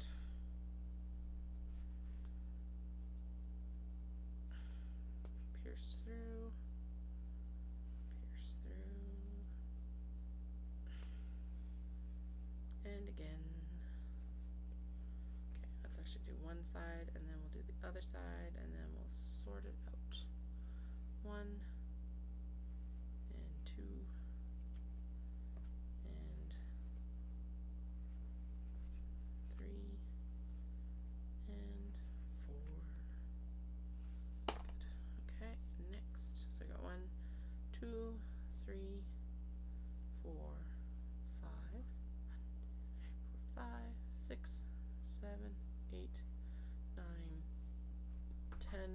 13 left right now. Oh my goodness, so Dallas made Japanese curry, but also chicken katsu. So basically he pounded out a piece of chicken thigh, and then he put it in a panko batter, and then he deep fried it. And was it ever good? Oh my goodness. Dinner was so delicious tonight. And then the curry was really good too. So for Japanese curry, we just actually use the Glico pre-made curry. Basically, it's a little like bouillon cube almost, but it's curry. And I don't actually know how you make it. Dallas has always made it, but there's instructions on the packet. And we like to put so we put the normal stuff in it, which is like, or what you would expect to find in Japan in it, of like a carrot and potato and onion. And then we like to add in, oh, good if that was out of the way. We like to add in mushrooms. Button mushrooms, white mushrooms, really doesn't matter, just mushrooms. But that's personal preference as well. You don't need to add it in. It's kind of like the economy, whatever you want, basically. But it's basically suggested as like, it's almost like a stew base. Very mild curry flavor. It's not like an Indian curry, it's Japanese curry. It's very different. So, and very, very, very tasty. Alright, here's another one of the geisha ones, and because it's black again, we're going to throw it on, and we're just going to pierce it right away. As long as I can line it up and not mess it up. Actually, that looks like most of these can have a marking in an area I can actually see, like right there on the obi, very close to the sleeve here. The indentations should be able to be seen, same as here. I can see the indentations right there. I actually saw someone installing plastic snaps on like cloth pads, and they had a whole machine that like laser did placement and everything like that. I didn't even know it came as a mechanical machine. It was so cool to see. I don't need it. It was a monstrosity. It was huge, but it's so cool to see. So it looked like it was basically like snap tape, and then it would install a snap and then pull, and then you would throw it underneath for the next snap as well. I don't know if it actually, how it would work for this anyway, because it's like, this has to be fairly precise. Granted, you have to be pretty precise with the pads too, so I wonder if they kind of have like a jig that they slip it into, and that's just where it like holds it for the laser. Anyway, it was super cool to see. Doesn't matter. Doesn't matter, it was cool to see. I just didn't even know, like I said, that like a machine like that existed. I was like, what? Makes sense, but like, that's so cool.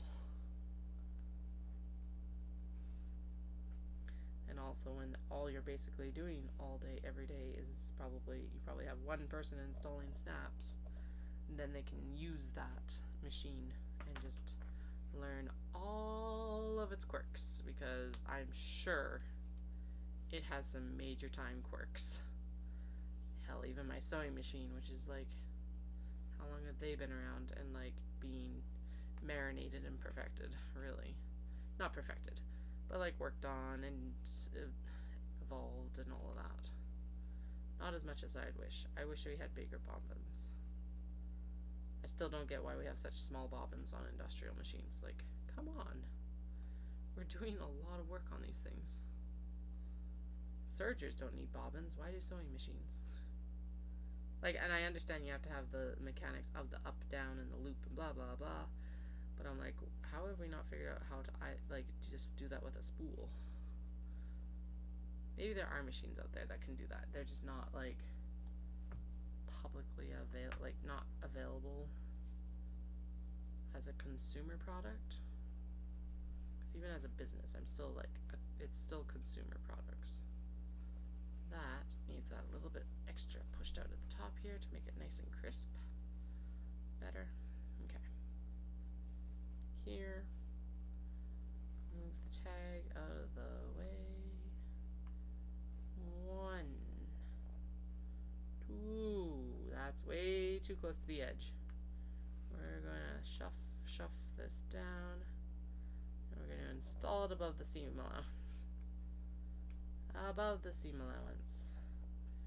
And above the seam allowance. Make an indent so I can actually see where it needs to go. Okay, good. We're above the seam allowance. Mostly. 1, 2, and 3. Okay, so I'll do another piercing for both sides like this. And right here. And then here. And here. It's the one that like went through the best. What the heck? And here. And here. There we go. Done. By the way, I do have a restock on the little cat paw scissors. If you haven't seen these before, they're friggin' adorable. Pull them out and they're little scissors for all your projects. It's nice because they've got the cover for them, so like when you put them in your notions pouch and stuff like that, or you could throw them into your project bag and you shouldn't have any problem with like the cover slipping off because it locks in. They come in black, white, pink, and aqua. And it's just like the little toe beans, and like they've got a tactile response on the toe beans too. Like the toe beans are actually kind of rubbery, so they feel different than the rest of the like smooth plastic on them, which is super, just a nice little detail, and I love it. It also makes it really easy to grip them to pull them out of the scissor sheath, basically. Which I just realized that's exactly what that is. So they have a scissor sheath.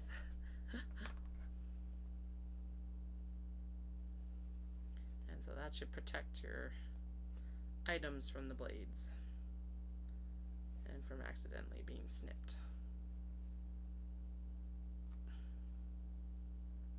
I don't know of anyone who's ever had anything snipped in a project bag if it wasn't like, didn't have a cat involved somehow. There we go. There we go. Okay, make sure these are pierced through. Pierced through well. So the more work we do now, the easier it is to install the snaps. There we go. Got what, like 8 more. Then we'll install the one side of the snap, then we'll install the other side of the snap, and we will hope that installing the second snap does not take 2 hours, because my goodness gracious. 8:30. And I do still need to get these all upstairs. No, it'll happen. The pressure is on. The pressure is building.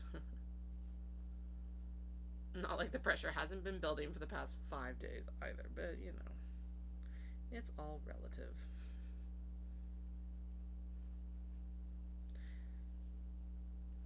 Actually, I don't think I would have been, like, if I'd had more time to prep, I wouldn't have been this concentrated, so I don't think I would have even gotten as much done, or I'd be doing last minute prep like this anyway, so it's worked fine. There it is. Right there on the side of the oh shit cat. Alright.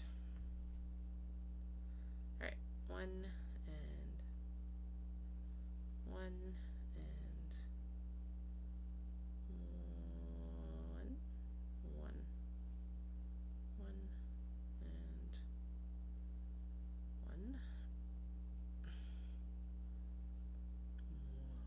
1. There we go. One and 1. Sweet. Alright. Dolls hasn't desperately texted me, which means that the kids are either going down to bed easy or they haven't even attempted it yet. What time is it? 8:30. Oh, they're probably in bed already because they both had out-of-home childcare, which means they were tired when they got home. Although they got a belated Christmas gift from one of Dallas's friends and his wife, and my youngest had been thinking about their toy all day. As soon as they got in the truck after I picked them up, they're like, we're gonna go play with Blaze. I'm like, okay, You got it. And they were so focused on that they didn't even eat when they came in. They're just like, no, I want to play. It's like, alright, let's do it. You will eat when you're hungry. A little bit annoying? 100%. Is there any point in forcing them to eat when they want to play? Not at this age. Because they obviously have been waiting all day for it, so. That looks like it just pushed something black into my finger. Lovely.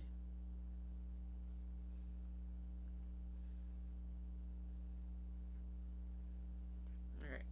Oh my goodness. 6 more. Then install the snaps. Snaps, snaps, snaps, snaps, snaps. No, that one's... Ooh, yeah. Okay.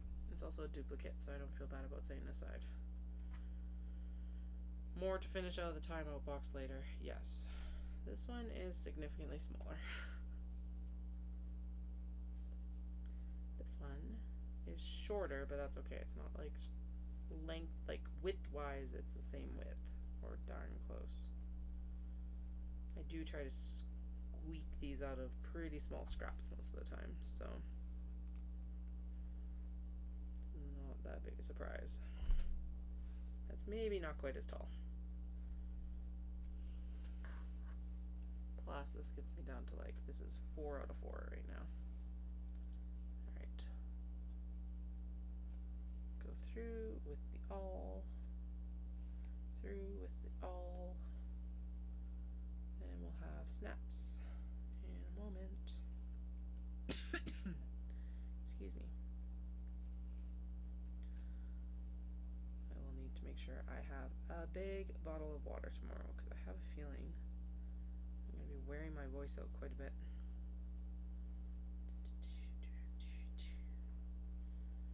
Where'd you go? You're supposed to be like right there, I think. Okay, let's pierce through at least one layer. And then redo the top layer, or the layer facing me, like that. And we'll go in and we'll do the bottom layer. Second layer. Go 1, 2, 3, 3, 3 left, 3 left. We've almost done it. Sweet. Alright. There we go. There we go. And one more. Right in the middle. I never realized that there was like a cat with like frazzled whiskers on this. Is he anywhere else? Oh yeah, he is. There he is. He's got little like zigzaggy whiskers. Is he on the other one? He is, but he doesn't stand out in the same way. He's this little guy right here. But this one in blue stands out way better. Interesting. Alright. Enough distractions. Get it done.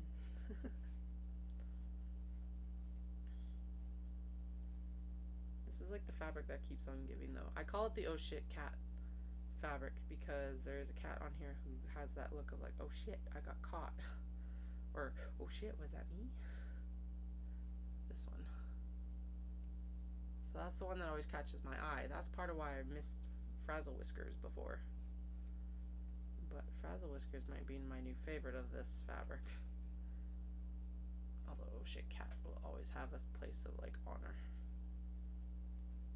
These are the same cats, I'm pretty sure, that are actually the Sushi Neko cats. So that's pretty cool. No, stop falling down. Alright, 2 more. 1 bird, one cat fabric. Then we will install all the snaps, and then I'm going to say goodnight after I install all the snaps. I'm going to throw everything madly into suitcases and then go to bed. Well, no. Then I'll take it up to the truck and then I'll go to bed. I've put some stuff as basically a tripping hazard so that I don't forget it again, because when I went out to Edmonton in November of 22, I actually forgot a whole box of bags, like all my triangle pouches. And as I was like in Red Deer, so I was halfway up already. And I was like, ah, crap. Of course I would forget like those bags. And so I put a call out, but no one was able to pick them up. But there's a couple people who are like, oh, I just missed this, or else I would have totally done it, which I super appreciate too. But anyway, that bin is right in my footpath going up the stairs, so I don't forget it again. It's not triangle pouches. Triangle pouches are in a suitcase right now because there's more of them now. But the trunk has other stuff. What is actually in there though? I don't know anymore. Something. There's stuff in there of some description. What it is though, I could not tell you off the top of my head. Oh, it's like the Day House, like stitch markers and like just a bunch of miscellaneous stuff. I really got something embedded in my finger, and I can't tell if it's like in my finger or if it's like in the like dry skin layer. There we go. Well, it's out now. Weird. It's like a piece of plastic from these guys or something. It looked like, felt like plastic actually. So now it's gone. That's good. Okay, last one. Can you tell I'm slowing down? Everything gets a little bit more chaotic and a little bit more meandering when I'm tired. And hoo boy, am I tired tonight. I have not actually stayed up that late for a while for business, so that makes sense. My body did not appreciate it. I'm like, it is one night. You will survive. Stop being so dramatic. Stop being so dramatic. You've done it before. We'll do it again, I'm sure. Okay, we've got all the holes pierced. Now it is time to install all the snaps. So, hopefully this goes quickly. I'm going to need more snap caps for the black though. Go. In. Under. Ooh. My calf is angry about standing. Lovely. So maybe I'll put my weight on the other one. Let it, oh yeah, it's just a cramp. Probably need some more water then. Excuse me. Okay, apparently I have been talking too much for the last couple days.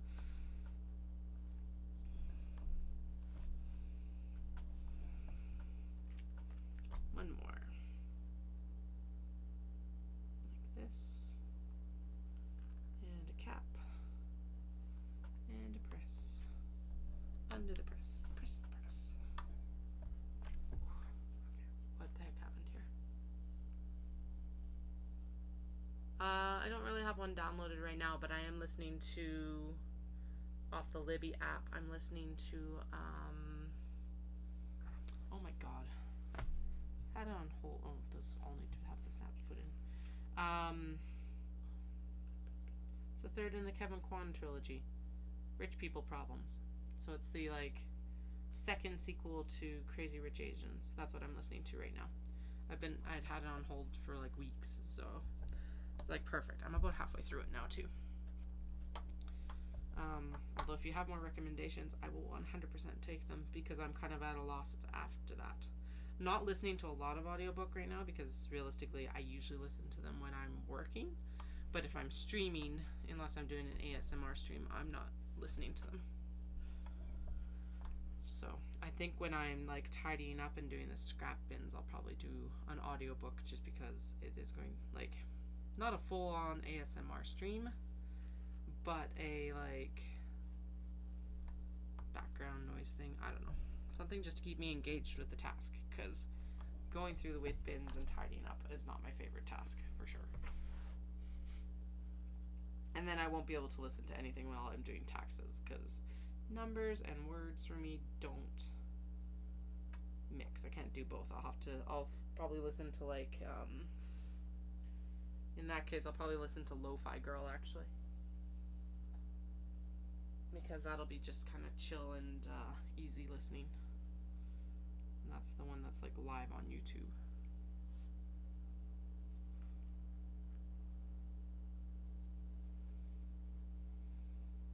Alright, we're almost there. Almost there.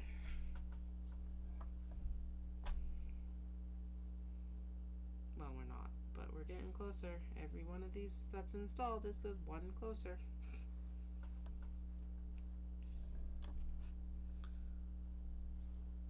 Spell Singer. Ooh, okay. That's like Alen Dean Foster. Is it Alan or Alen? Sorry, I just want to make sure so I can find it right.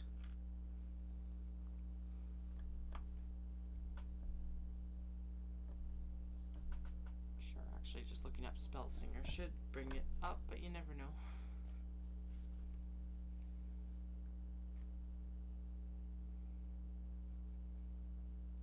Alright, 1 and 1. Alan. Okay, cool. Thank you. I will see if I can get it or how I can get it. I'm sure I will need a lot of audiobooks over the summer again. Because there's no way I can keep up this amount of storytelling. Sorry, guys. I wish I could.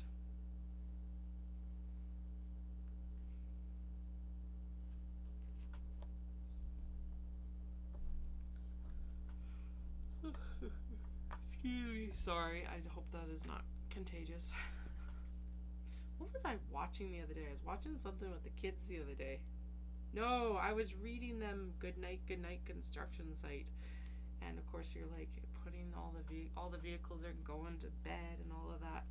And it made me start yawning. I'm like, no, we're having, I think this was like pre-dinner time or something like that. I was just like, I can't go to bed yet. We gotta at least eat dinner.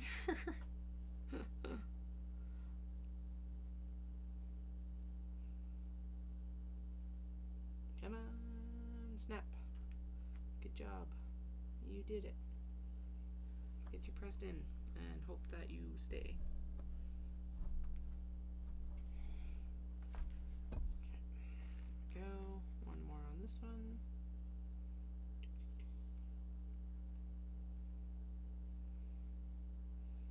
Yeah, the series feels like it's one of those ones where he kind of left it open. Like, I don't know. Feels like it could be left open, though. Just based on what I'm reading or listening to. The part I'm listening to right now feels like he could have written another sequel to it if he wanted to, sort of thing. But I also don't know how it actually ends yet, so. Like, because I am only halfway through the last book, so. I guess I'll find out. No spoilers, please. I've avoided, like, I don't think there's really big spoilers for it. I kind of see how it's going. But I have, like, an alternate ending in my head that I wouldn't be surprised if it ends that way. So, I'm just enjoying it because it's basically, like, a rom-com. That's the category it's in my head. Very contemporary rom-com. Some of the references have not aged well already. Definitely one of the drawbacks to how it was written. It's got a lot of pop references and stuff like that, so it's definitely of its age. There we go. And not in like, well, yeah, it's of its age. And that was like almost, well, I think 10 years ago, so, or over 10 years ago. Yeah, everything fell apart. Come on, snap cap. Snap cap. Snap receiver. Press. There we go. Alright. We've got 1, 2, 3, 4, 5, 6, 7, 8, 9, 10. 13 more. Okay, that one can go over there because it's done. It was just the like basis for all of these guys.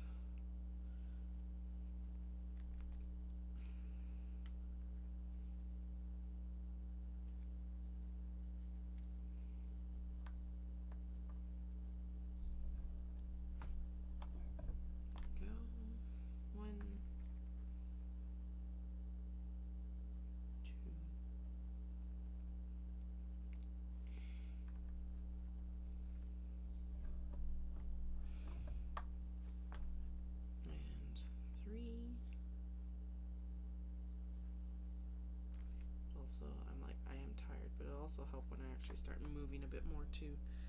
pulling the bags up will A, finish off my energy for the day, yay, and B, I will be moving, which will help wake me up a bit too. I am obviously standing right now, but that doesn't really help with tired typically. Typically it just makes me more tired. So complain. This was not a creatively chaotic stream as much because I'm tired. It's just a complaining about how much I'm tired stream. Oops. Sorry. Well, hopefully watching the snap press go has been entertaining at least. As I like yard on the handle of it. I know I said this was easier on my hands, but I can already tell you that I am going to feel it in my hands probably tomorrow. Although it is still better than the like pincer grasp that you'd have to do for an actual like hand snap press. So a table press like this is still like a major improvement. I do find that it still typically sets them better than a hand press as well. I have less failures with a table press versus a hand press. Or that was right. With a hand press, it's like I would have so many failed snaps, especially those metal ones. So I feel like the hand press for the plastic snaps might be a little bit better, but like just maintaining the use of my hands is super important, obviously. So no sore hands. How much do we want to bet that I'll be doing this like sort of prep before every show I do this year, since they're mostly local? Please come join me on the ride. I don't know if there will be a prize. Maybe there will be.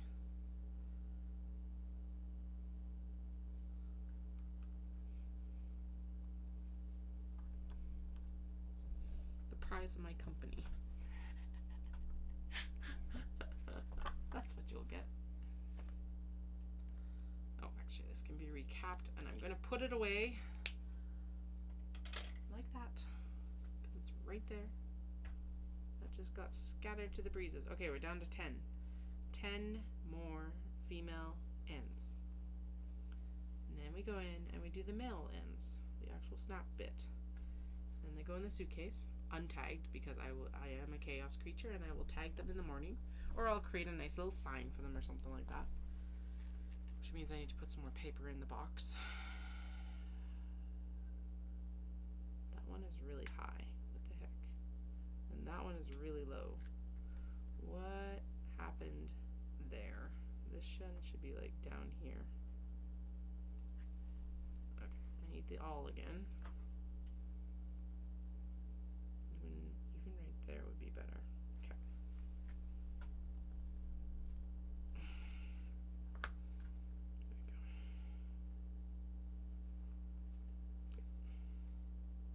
Alrighty. Snap. Are you still working on your blanket, Andrea, or are you working on something different tonight? I was like, the other day I was like, I'm gonna cast on a pair of socks because I need to use some yarn from a friend. And then I realized I do actually have a pair of socks cast on from yarn that I purchased from that friend. So I'm going to just work on them because that actually is a better, happier situation.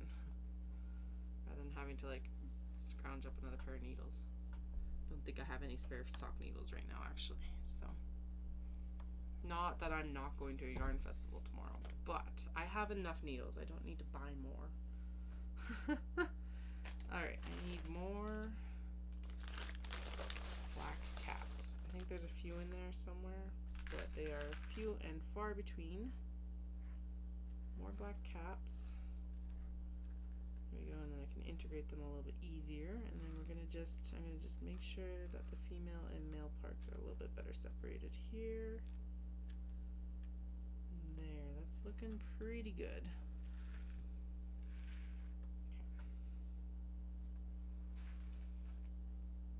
It's one of those situations where it would be nice to have like a different storage solution versus like giant Ziploc bags, but that's something I can resolve later if I ever do. They do fit very well in these like of fridge containers that I typically carry stuff around in, so that's nice at least.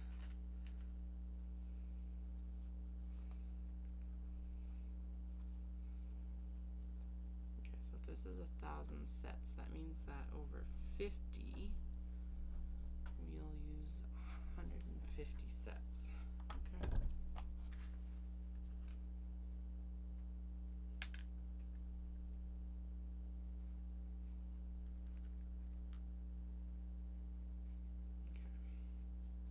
Eight more.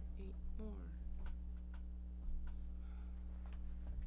we'll go in and do the male side, and then yeah.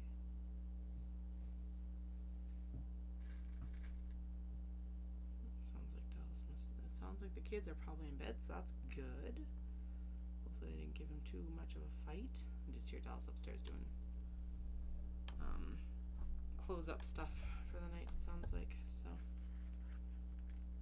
Make sure he hasn't texted me. Nope, good. Actually, I'm also excited to go fill my water bottle.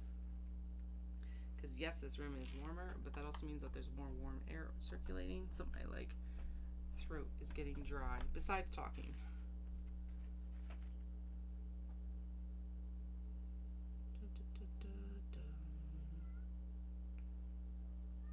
Are like, let us in, and I'm like, no, because you'll be a pest, especially because this is Dahlia, and I began the night with her in this room, and she was like, I am going to prance around in front of you as you're trying to put this snap under the snap press, and potentially could get my tail stuck in it. So I closed her out, and I closed the door on her. She will not suffer for not being in the cutting studio. She'll just pretend that she does, because that's what cats do typically. And when I'm done everything, I'll go upstairs and she can cuddle up in bed with me. Okay. I do think this is actually going faster, having done the all work first and then just being able to go in with the snaps and do them all at the same time. So that's good to know for future. The other thing that could help Katie is making sure that you don't leave 53 to be finished the night before a show. You know, that could be another option too. A valid option at that. Whatever, they'll get done. These have been in the timeout box for a really long time, Andrea. So there we go. I'm already starting to clear it out. Not really a timeout box, just a holding pen. I don't know how to quite resolve these yet. Because some of them are really thin. I can't tell if it's I think the interfacing was thin, or if I didn't use interfacing, which is weird though, because I always made sure that I was interfaced around the snaps. Get out of there.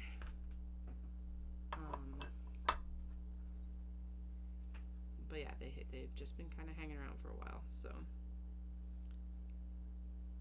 be prepared for a lot more this summer. This is something I'll overstock for a bit, and then we'll just sell down as time goes on, but we will be going through the scrap boxes and doing another round of these for the next couple of events, probably.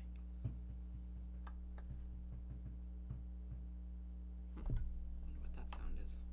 Where am I standing? I think I'm under our kitchen sink or something like that right now.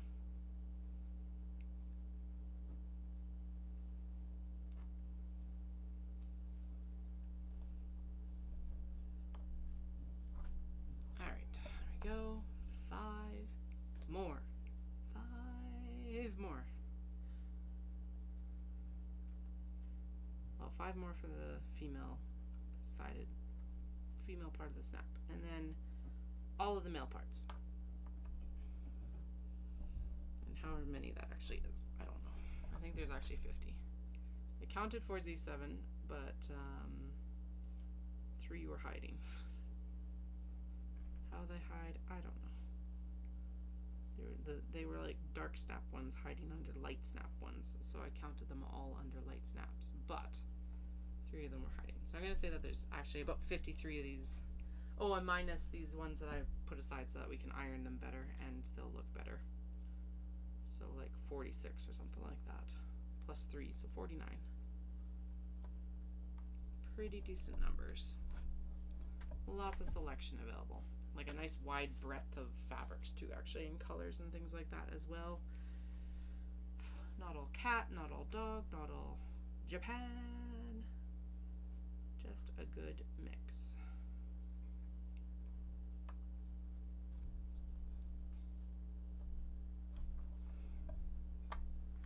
Alright, 1 and 2.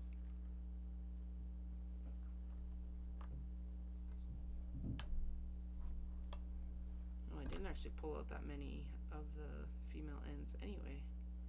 Like, there's still quite a few here. This is the pile of them. But I thought that I had pulled out like a horrendously way too many of them. I'll take it. I like those small wins. Small incidental wins once in a while. Not like it's really what I could control. It is far easier to just dump them and grab and then put them back. So.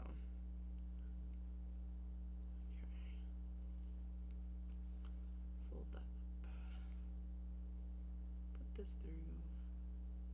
There we go. 1, 2.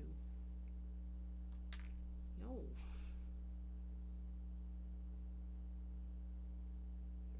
Okay, under the press. 1, 2.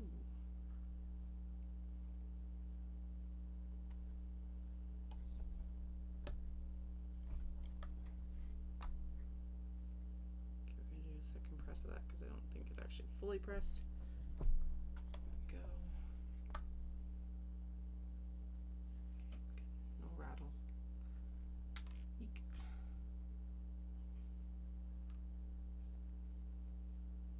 6.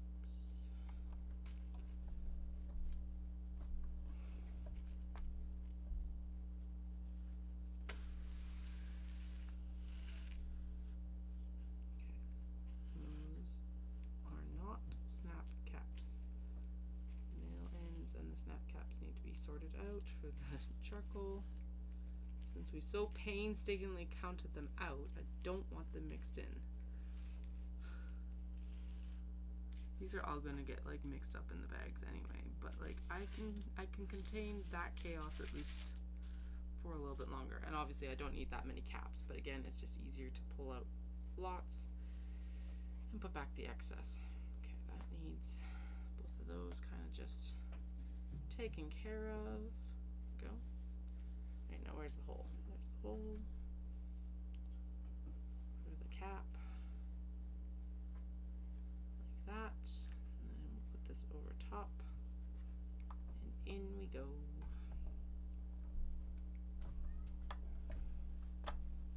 And off. In and in and oh, yay, this is the second last one, and then we get to switch to the other die and we get to do the other side of these snaps. 2, 10. Jesus, that took a really long time. All right, there we go. Okay, one more. Then we'll swap up the die and hope that it doesn't take me 2 hours to install the other side. I don't think it will. The prep work is basically done for the other side, and that's what takes the time on this first side most of the time.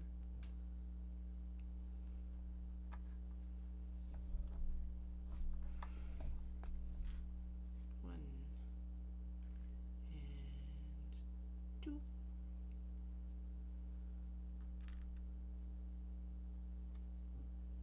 Start with the smallest pile and work our way up to the biggest pile, because at least then I get some for sure done. Obviously I will anyway, even if I start with the larger pile, but I will get a better sense of accomplishment if I finish smaller piles first and then tackle the big pile. I know, swallow the frog first, but no. I refuse today. I will not swallow that frog. I will do this in the most chaotic fashion as I desire. Alright, put the rest of these back. Try not to spill that bag, because that would be bad. Okay, and then we're going to do the white snaps over here. Zoom. Zoom. And then we're going to swap out to the male die. Just going to make sure that that is actually truly what we have. Well, I guess, oh, there's a black one in here already, so we'll do the black one first, since it's already here. And then I'll do the white ones, because it got caught in there earlier when I was testing out what this die actually is for, so that's fine. I'll just do a black one first. So we'll finish a black snap needle stasher, and then we'll move on to the white ones, because why not? I've already started the finishing touches on one, I may as well finish it completely. Let's start with Alice.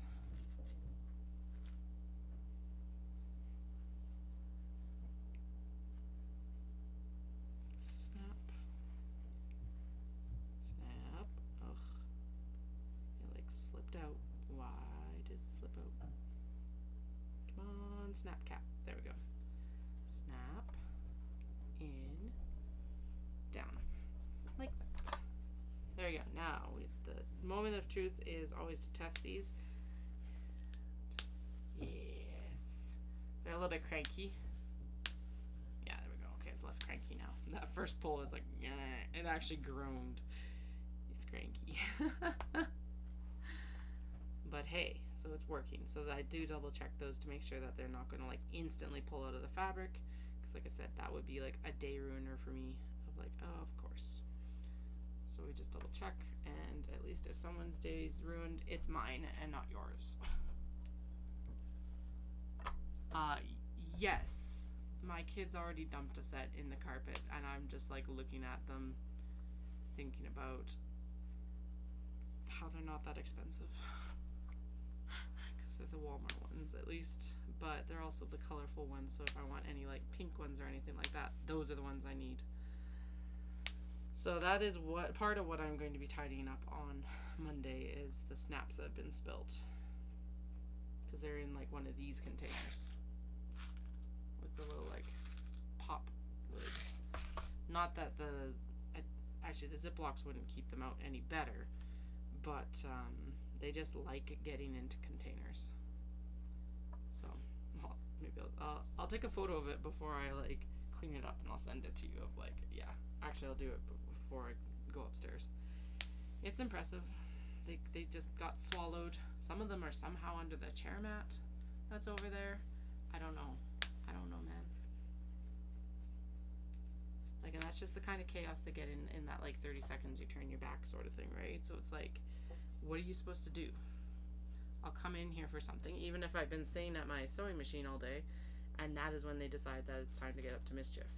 They must have like some sort of like third like sense for mischief, I swear. That one is gone forever. Alright.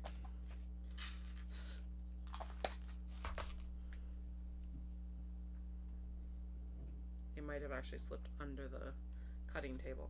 And since this cutting table is also on the shag, it's not moving far.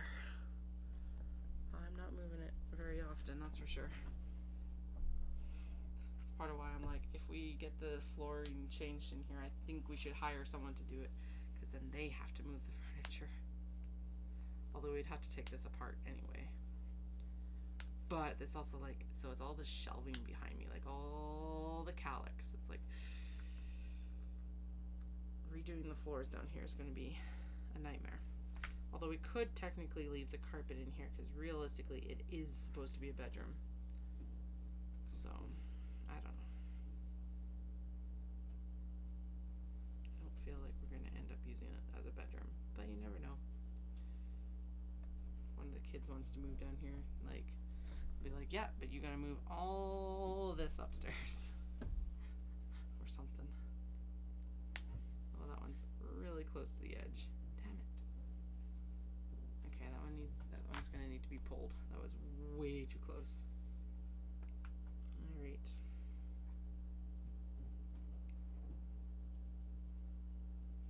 Stuff you don't realize until it's done, unfortunately.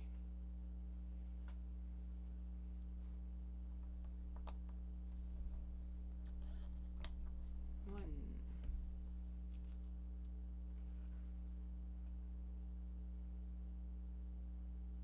Actually, somehow a sewing needle got into Dallas's office.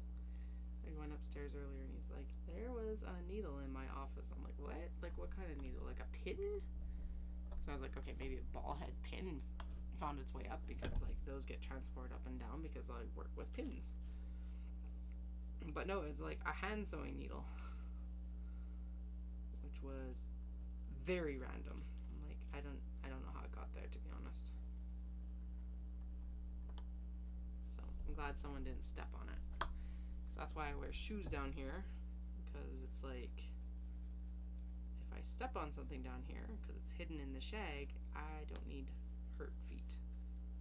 Okay, so that one is, I don't feel like I squished that one well enough, so let's do it again. Okay, I'm actually gonna move this here, so maybe I'll have a bit better leverage. Okay. Better snap. Basically it had needed to press the middle down a bit better. Okay, that one sounds like it has the same problem. Nope, it's got a very good seal. It's like, I also don't want it to be like too tough to get apart, else it's not usable. Okay, definitely sticking with cam snaps though, because they are a far better snap. Yeah, and that's like, so when we developed the basement, like the studio at the old house, that's what we did, is we had a laminate that looked really good. It was like a nice blonde color, so it was warm, and all of that. It's mostly just like moving the furniture is going to be a lot, but yeah, I agree. It's like, if we need to, we'll do a rug. The only place where it's like I want to keep carpet coming downstairs, and this is part of why we kind of came to a standstill about doing it last year, is we have to leave carpet on the stairs. I'm like, I know it's a pain in the ass to clean. It's like this blip of carpet between like hardwood upstairs, laminate downstairs, and then these stairs with carpet. But I know myself, I will slip down hardwood or laminate so much that like it would be unpleasant. So, and I think like he's seen, our massage therapist works at home and her studio is in the basement, and now he's seen her studio, and so I'm thinking that might have helped convince him that yes, we'll keep the carpet on the stairs at least, because part of it was when we moved too, is that the kids were like much clumsier last year than they are this year, but they slipped down. Like, we've got a little kind of step out of our garage. It's not like split level, but it's just like I don't know why it's there, to be honest, but we have a step up into basically our kitchen space and front area from the garage, and they slipped down that, and that was like the main deciding factor of not putting laminate on the stairs. But we got to keep carpet on the stairs, because holy, especially like transporting stuff up and down the stairs all the time, I honestly think laminate would end up showing a lot of scuffing. The other option that I'd be perfectly fine with is just stripping it back to like the plywood or the subfloor or whatever's underneath. Not like the carpet padding, but the like the wood layer beneath that, to be honest. So, but yeah, a laminate that looks like, or like a vinyl, because the other thing is that this is the basement is the main door out into our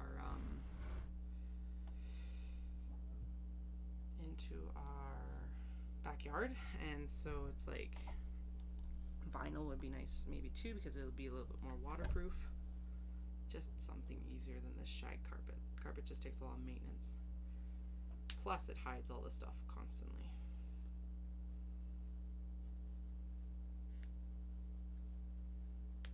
Okay.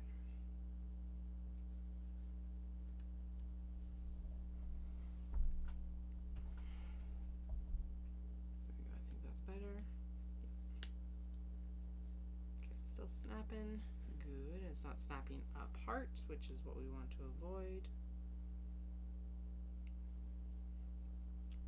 No pulling apart. And we want it to go together. Those are like the two criteria. So we want them to like snap together properly. And we want them to pull apart without like the actual snap pulling apart. Okay, there we go. That was a really good set. Cap.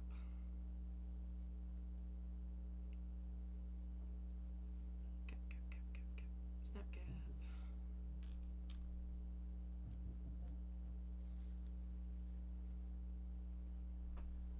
Yeah, we definitely don't want hardwood down here, but I would be open to like a nice laminate or nice vinyl. Problem is that like laminate and vinyl are basically the same price now, and they're also approaching like a very similar price to freaking hardwood, and it's like, what? At least from the prices I've seen and my knowledge of what hardwood prices were back in like 2014, so who knows what it is now. Probably don't want to know, thank you. Even just the cost of the laminate is nuts. So I guess I'll be watching Black Friday sales. That's actually how I bought the other laminate that we used was Black Friday sales. I ordered it from Lowe's and then they delivered it because I'd been eyeing it and just waiting for it to go on sale basically. I actually did consider for this place, I was like, well, we got a bunch left over. I don't know how I had so much extra, but it was like quite a bit, but it was not enough to like actually floor here. I was like, oh, that would have been really cool though, because it was really nice flooring. Okay, got it good. No, it needs one more press for this side, and we'll get, oh yeah, there we go. That's better. Doesn't have a good seal. It's like wobbly. Yeah, that's not good. Okay, so that's gonna have to be pulled and redone or something. Yeah, it's like half clipping on. It's probably the quality of the snaps, to be honest. Or I might need to take the hand press to it, so that'll be a future Katie problem. So not all of these are gonna get out of the timeout bin today, but a good chunk of them will, so that's also good. Go. Go.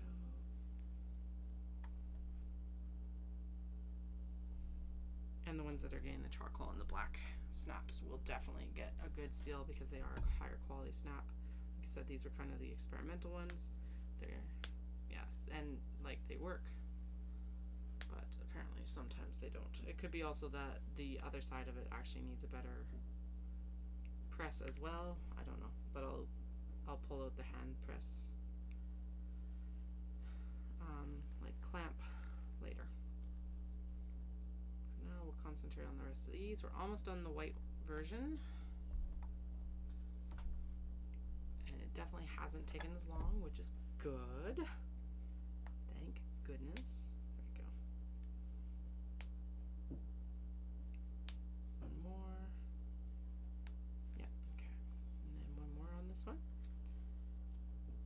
Yeah, the nice thing about this space is it's like if we really need to do something where it's like we need to do elder care or anything like that, it's got the nice washroom and it's got the bedroom and then it's got a living space basically. We'd have to clear out the studio, but like we have the option of adding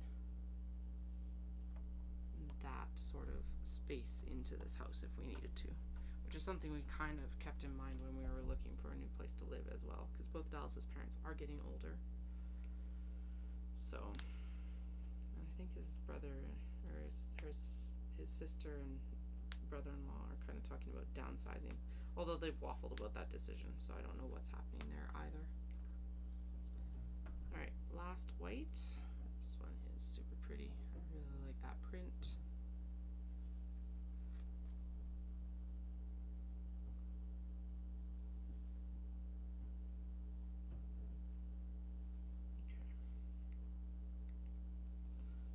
close up to the lining. Put the snap on. Put it under the snap press. Press. Press twice. Test. 1. Good. Good. Good. Okay. Now that doesn't mean that's not going to break in like 100 uses or something, but at least it will go out of the door without like popping apart. So annoying when that does happen. And like I said, that's part of why I want to move away from the metal snaps, is I just found their setting was a lot harder with a lot higher failure. So obviously there's been a few where it's like, okay, that needs to be repressed or something like that, or like probably just the middle needs to be repressed down sort of thing on both sides, and that's something I can fix easier with the hand press basically.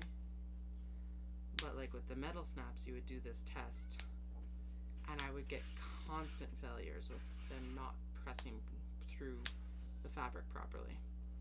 Like I said, now that I'm thinking of it, I'm wondering if that was like maybe the prongs were too short, like my fabric was too thick or something like that, now that I know more about rivets, or if the prongs were too long, because the other part of that is like if it was not perfectly lined up with the ring, which it would have been on the press, it meant that there was like prongs poking out in the middle because they were open snaps. It's just like, it was so weird and frustrating. This like, even with these snaps that are like maybe not setting the best, but they're still working, it's nowhere near as frustrating. Okay, we're done with the weight. The weight is complete. I'm gonna move these over here because those are going back into the timeout bin after this. Sorry.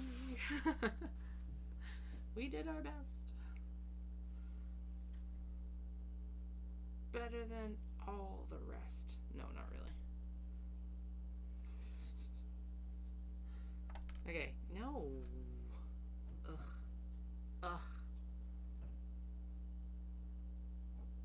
Fine. There we go. Stay. Press, press, press. There we go. Yes, these are just better quality. 1, 2, 3. Yeah, so much better. All right, there we go.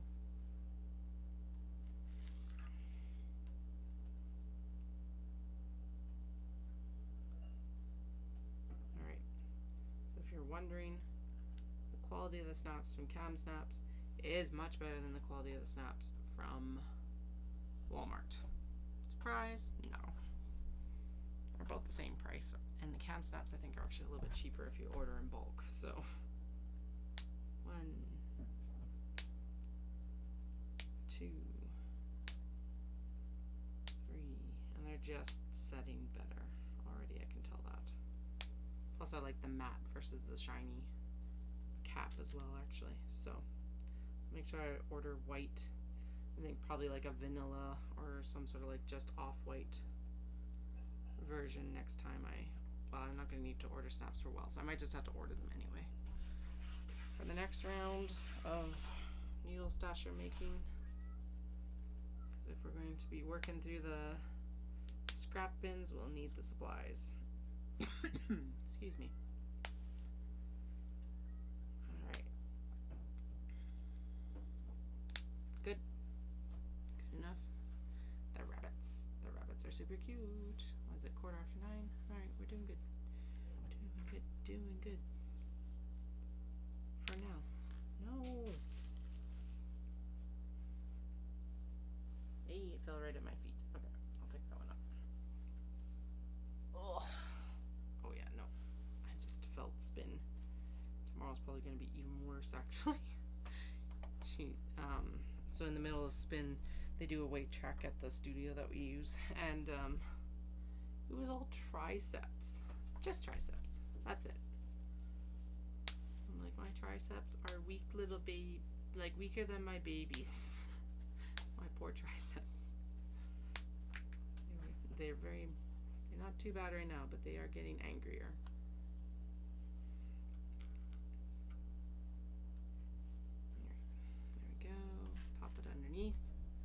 under, and 1, 2.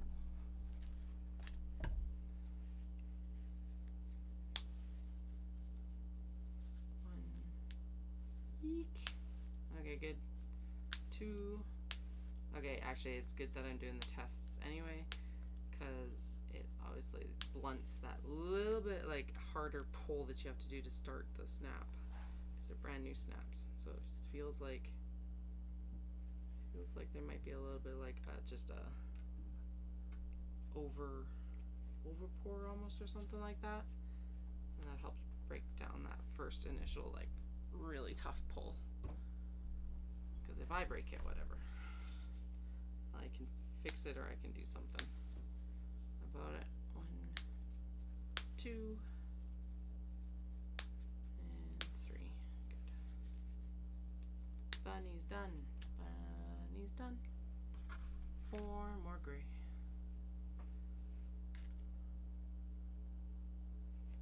Put it through. Do do do.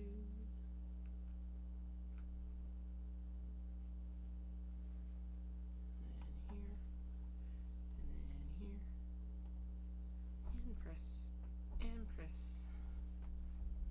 I don't know why I hold it down for longer, because it's not like extra pressure is going to do anything. The first press is what does it, and then the second press should set it. Oh well. Whatever. We do things in this household in like a lot of counts of 3, so maybe that's it. 1, 2, 3. Take a deep breath and let it out. Are you still mad or sad? Actually, the kids have responded really well to that sort of like coaching. It doesn't work all the time, but realistically, it doesn't even work for us all the time, so I can't blame the kids. I need to remember to take a deep breath once in a while. So.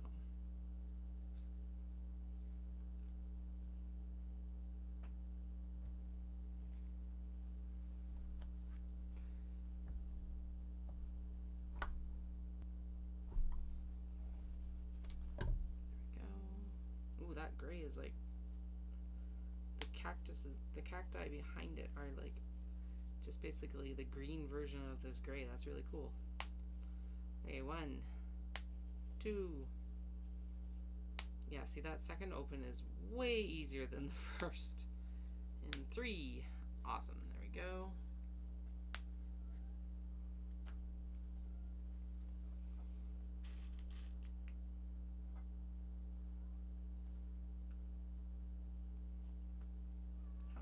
Black did I count? Something like what, 23 or something like that? No, it has to be more than that, because there's like 13 of these guys and there's close to like 50. Okay, that one wasn't as tough. That's good. 1, 2, 3. Good.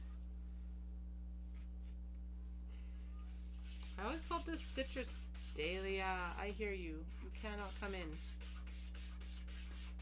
Okay.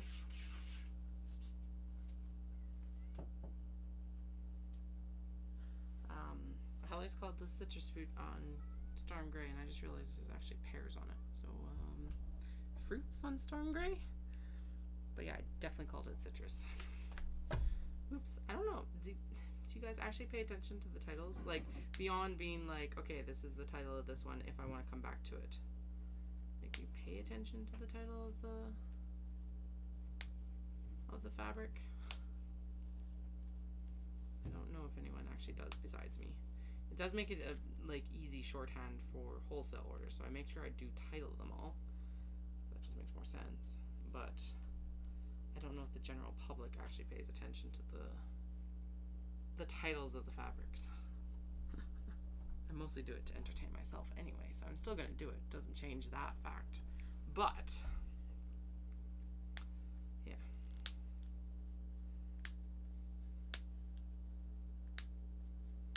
Yeah, that first snap is so grumpy. Okay. Grumpy, grumpy, grumpy, grumpy, grumpy. Okay, I wonder if I can actually set these while I'm sitting. I think not. Okay. But we'll try anyway. I don't think I've got the right leverage if I'm sitting because I'm not above the handle. realistically I should put the snap press on this chair that I'm sitting on right now, and because then I would have even better leverage than having it on my cutting table. Yeah, that's fair. That's what I kind of figured. But like I said, it doesn't change the fact that I'm still going to do it because I have fun with it. It does make it an easy shorthand for ordering and referring to stuff in the massive fabric catalog. So that's like one of the main reasons for it. Instead of them being like, I would like fabrics off of page 106, 109, and 257. And I'd be like, what? Because I am more likely to remember the name.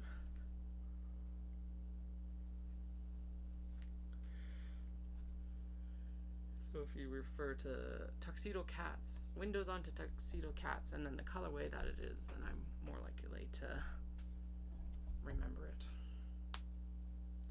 One. Nope.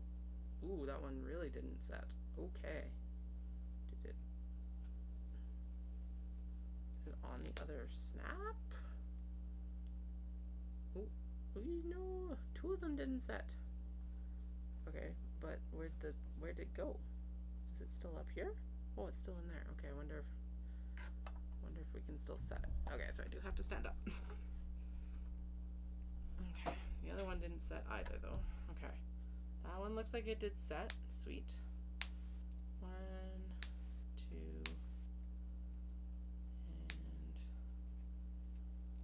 and 3. Okay, so it's okay. And this one, okay. Problem with this being, hi, you going to bed? Okay, 1 second.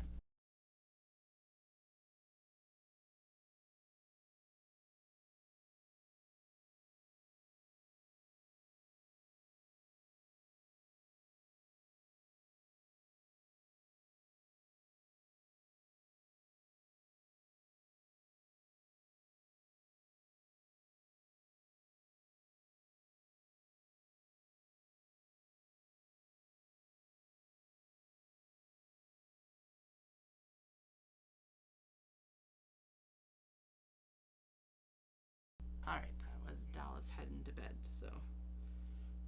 Okay, so this is actually the female snap that didn't set, so we're not going to change the die. We're not going to change the die. No, we'll do it at the end. Should I set the final? Yeah, we'll set the final snap on this one, because that at least is pretty easy to fix. Hopefully. Wonder why it didn't set. Oh well, whatever. Just didn't happen for this one. But like at this point with this, I would have had like 5 or 6 failures already with the metal snaps. So 1 failure or 2 failures is awesome. Yeah, it's usually what happens is that then we can use those names to like cross-reference even if they're just using like photo numbers and stuff. So.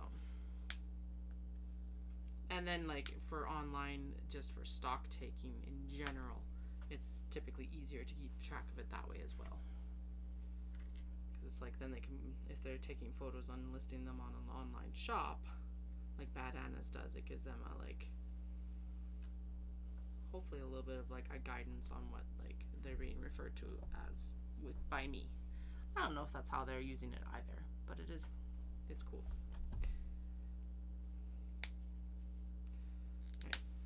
Cranky. 2. No. All right. And that is why we test. Okay. I think that was the male side that failed. So it needs a second press here. Come on, snap. You can pop off. We know you can. We believe in you. Squeak. Haha. We did it. Okay. Everything looks good. I'll throw it back underneath and we'll do a double press again. 1, 2. Oh yeah, okay. My arms are gonna be super sore tomorrow. There we go, okay. Better set. 2, 3, we're gonna get 4. Yeah, 4, good. All right, next cap.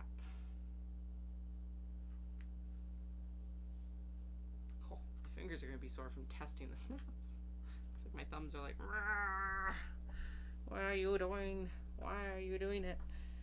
We've lost this strength training over the year or 2 or 3 since you've done this. Because I don't know what's up, but like all the baby snaps that we ever had were really nice and like super easy. These are and like we used cloth diapers with plastic snaps, so I don't know what's up. I guess I was more here, and then you were using your whole hand to kind of open the diaper up, or the PJs or whatever. That could be it. Now they're in zipper jammies, which everyone always said have zipper jammies for the newborn phase and like the early phase, and I'm like, I hated the zipper jammies for the newborn and early phase.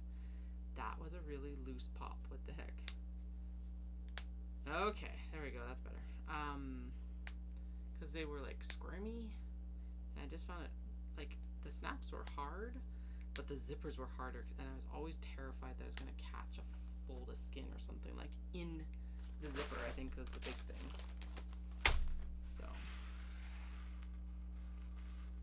So if you like the zipper jammies, all the power to you. But we really like the snap jammies up until our youngest was about fitting into like the 12-month stuff. So I think they were about 9 months old, 6 months old, and they went through a really wiggly phase. And it was just like, no, we're done with the snaps. They're still really wiggly, but at least they can, like, they understand why we're putting jammies on now. And aren't quite as like rah about it. At least sometimes. Sometimes they are. Really depends on the night. Okay. My thumbs are super sore, but let's persevere. Okay, so let's split these up into sets of 5. 1, 2, 3, 4, 5. 1, 2, 3, 4, 5. 1, 2, 3, 4, and 5. 1, 2, 3, 4, 5. 1, 2, 3, 4, 5. I'm gonna set the duplicates aside.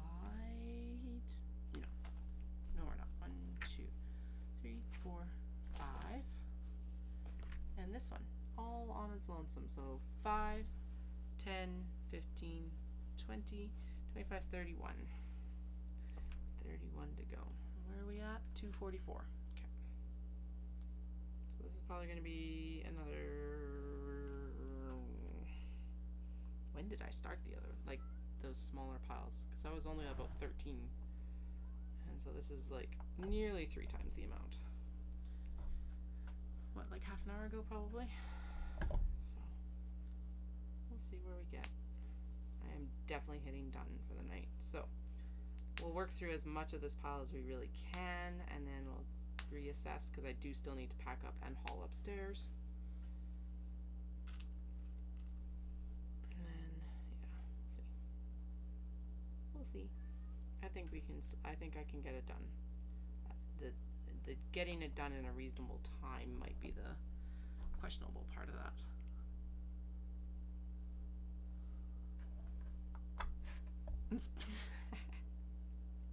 I'm also just on like the complain train tonight too. I don't know why. I know I do usually like complain about stuff, but this is particularly a complaint night apparently. But yes, it's like these little muscles right here in the thumb. It's like insane.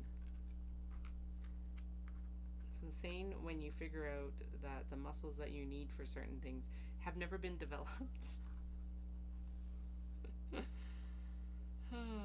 I also do not suggest standing around and trying to like snap your snaps on your needle stashers like 3 times in a row. But yeah, between like the actual press and the snaps, we are getting a workout. And then I'll round it off by hauling the bags upstairs.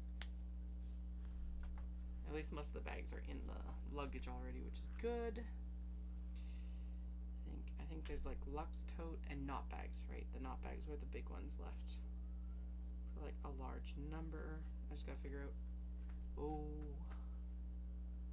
right. And I was gonna take selection fabric. Okay. So maybe I should call it on these for now. No. No, take stuff that's already finished. We can do it. Even if I just do like a supermarket sweep of fabric into a bin. Doesn't have to be everything, it just has to be a selection.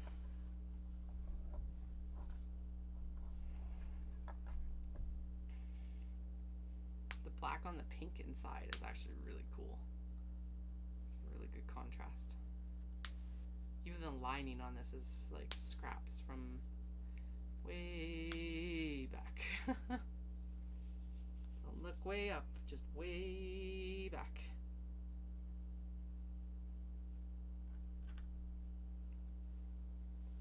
Okay,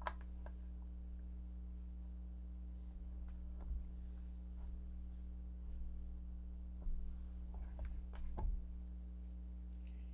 2, 3, and then 1.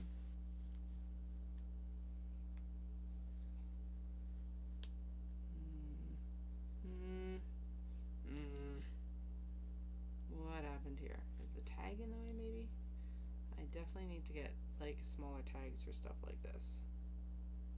It's not setting in properly. Okay, let's try setting this one again. If not, we'll set it on. It'll need to be set on the other side, same as the fairy tale one. Eek. Okay. No, that's not good. Okay. Those ones that have to be reset with like probably a hand press will be later. Into the time up bin. No point in fighting it tonight. I can have fights with snaps any day of the week. Not tonight.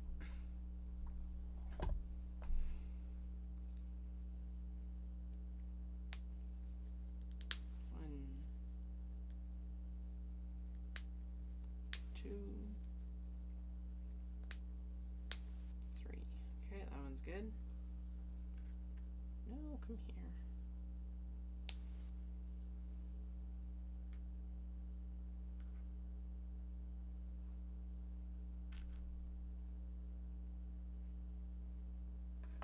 Why do I feel like I'm going to need to get out more like snappy parts?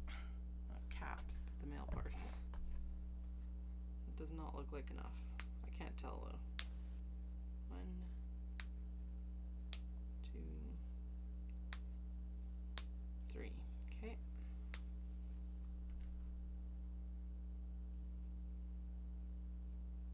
The geisha needle stasher will be at Airdrie tomorrow. Ooh. You need confetti.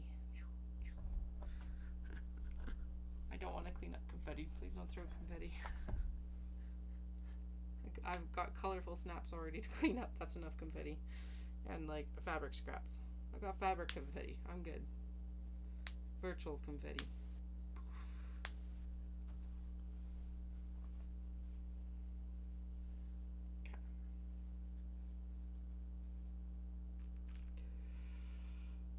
Okay.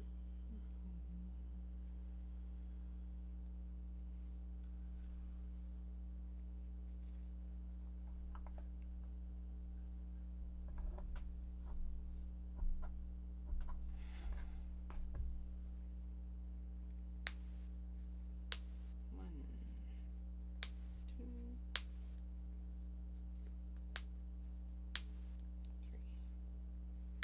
Good. Next. I'm looking forward to that bottle of water after this. I will not be live streaming me loading the bags into the truck, because that would be difficult because I need both hands for actually loading. So, sorry. Once we're done all this, I'm leaving the stream. Although it would be kind of fun to like have the laptop down here and then have like phone on the truck or something like that. Maybe I'll do that for Knit City. That could be kind of fun, because that'll be a big pack. Because it'll be a 20-foot booth. So, although with it being in Calgary, we do not have to be particularly particular about like where everything is placed in it, because we can always take 2 vehicles. Take the kid seats out of the Jeep, fold the seats down, and boom, there is an excellent way to carry more. Home field advantage. Home team advantage. I don't know. What is it? Home field, I think, is baseball, at least. And then home team is hockey? Maybe. That sounds right, but I don't know if it's actually right or not. There we go. 1, 2, 3. Because apparently they need at least 2 presses. 1, 2, 2, 3. Sweet. Well, that looks really good. Eek.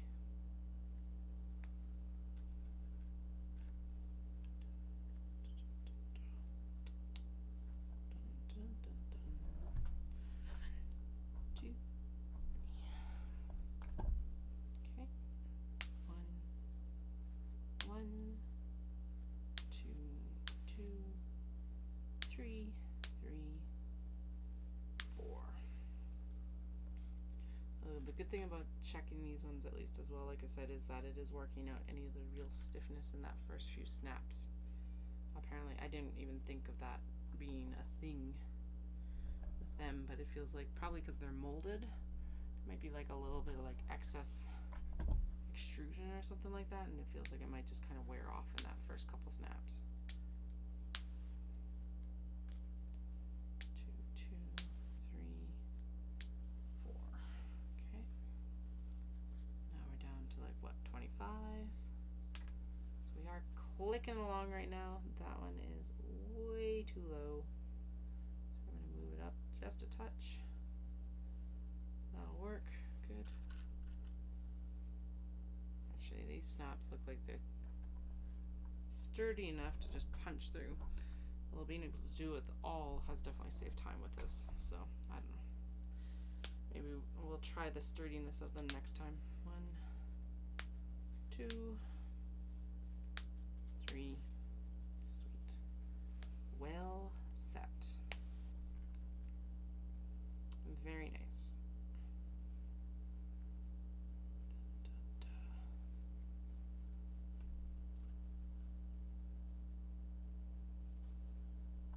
Just so you know, you're joining the exercise by bag making channel right now. We're doing that feels like bicep presses. And we're strengthening our thumb muscles right now,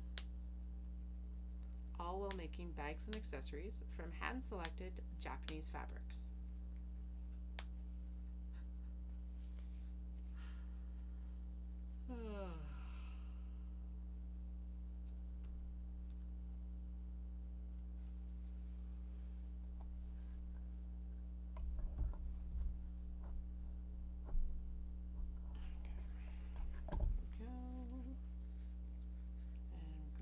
Snap. 1. That snapped apart hard enough to actually shake some of the glitter off. I'm impressed. That glitter has been through at least 1 wash, maybe 2, sticking around, and that just made some flake off. It's wild. But the glitter on this is like, I don't know if the camera's gonna pick it up or not. But it's like super subtle, and it is really nice. Now I'm gonna have glitter on my cutting table. Probably was glitter there before, but now there's definitely glitter on the cutting table. Yeah.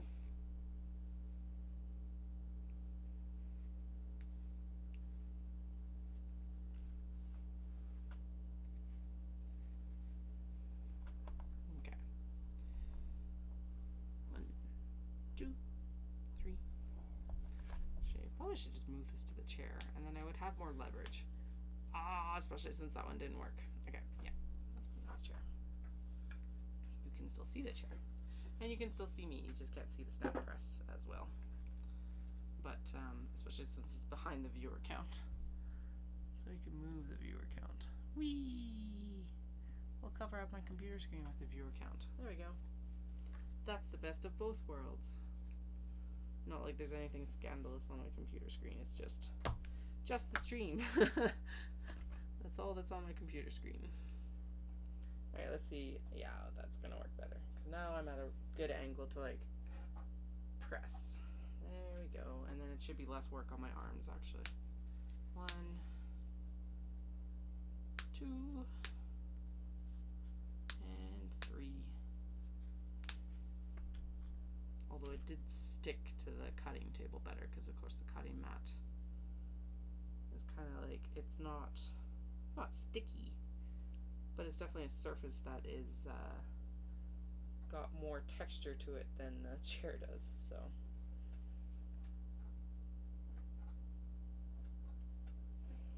go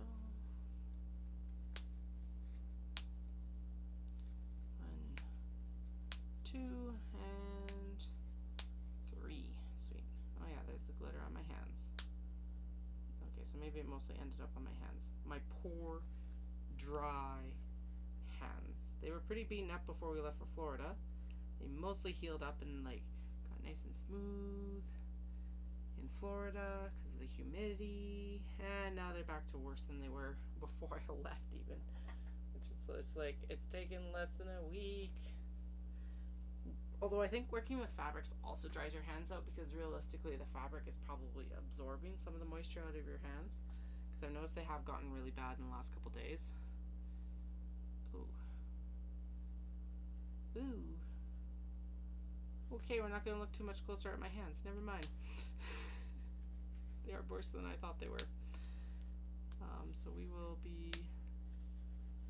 Oh man, I might need to be one of those people who does like overnight, like puts the lotion on and then puts the gloves on over top. Yeah. Okay, don't get distracted by your hands. Insert snaps. That's what you're supposed to be working on, not getting distracted by your hands.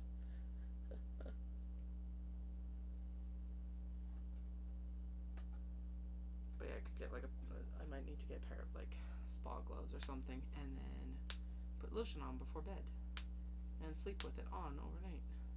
Is there like a special lotion you're supposed to use for that? Or are you just like, can you just use whatever you kind of want?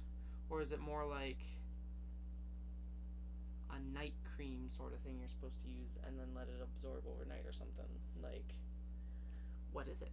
Or can I just like use Cetaphil and put a pair of gloves over top of it? Or whatever lotion I have on my bedside, because realistically that's the only way it's going to happen, is if I don't have to think about it. Just do. Well, that does sound like I'm going to have like multiple pairs of gloves and then wash them every day or something. This is getting bad. All the little like in between bits of my hands on the sides here are like white and very crackly. I have crackly hands right now.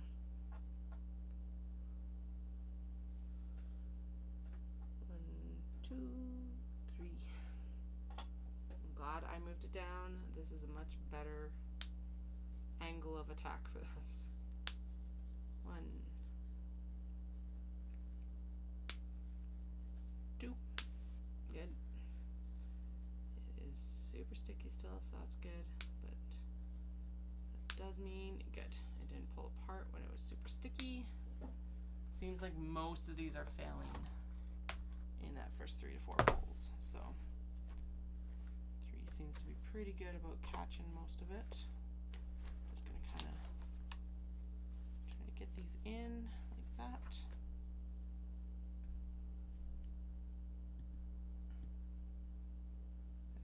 I moved the cats, but I didn't move the viewer count. I'll have to remember to move the viewer count box back afterwards.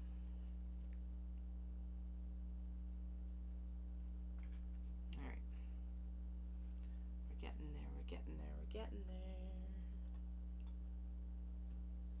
dials down to like 22. There we go. 1. Okay. Remind me before Knit City, Calgary, to not leave the needle stashes to the night before.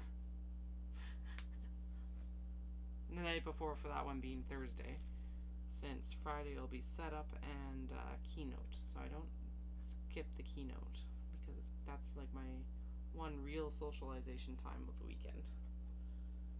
For shows, obviously I socialize in the booth, but like a little less vendor.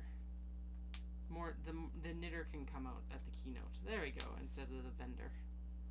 That's probably the best description. 2, 3. I'm gonna do an extra one just because I don't know if I did 3 or not. There we go. Just realized there's a basket of stuff over in the corner there that I need to grab. Also need to grab the stitch markers from up there. Yes. Oop, no, come here.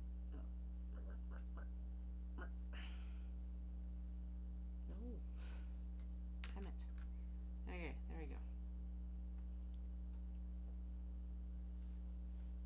1, 2, 3. Okay, good. 1, 2. Well, at least we all know I can count to 3 tonight, so I can't be that tired.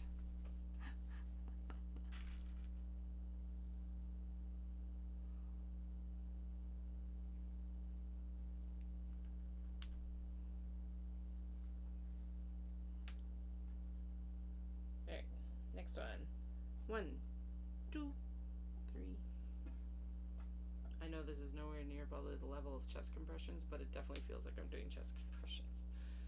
Just with how I'm holding my hands and stuff. Probably should change how I'm holding my hands if that's what I'm thinking about while I'm doing this. But at least if I'm thinking about that, I'm not thinking about how gross my hands are right now.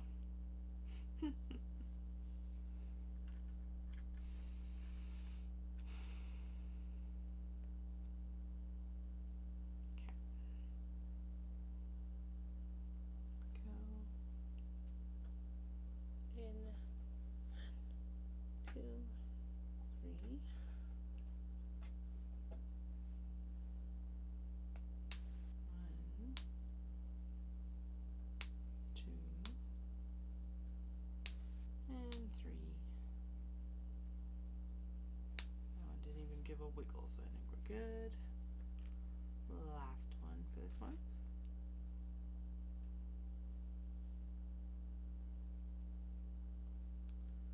Through, on, and under, and then press, press, press. 9:47. All right. So I want to be out of here. I want to be out of the sewing studio by 10:30. So no matter what I've got done, maybe even 10:15, because then that gives me a nice like time budget to get everything back into the bags and then upstairs.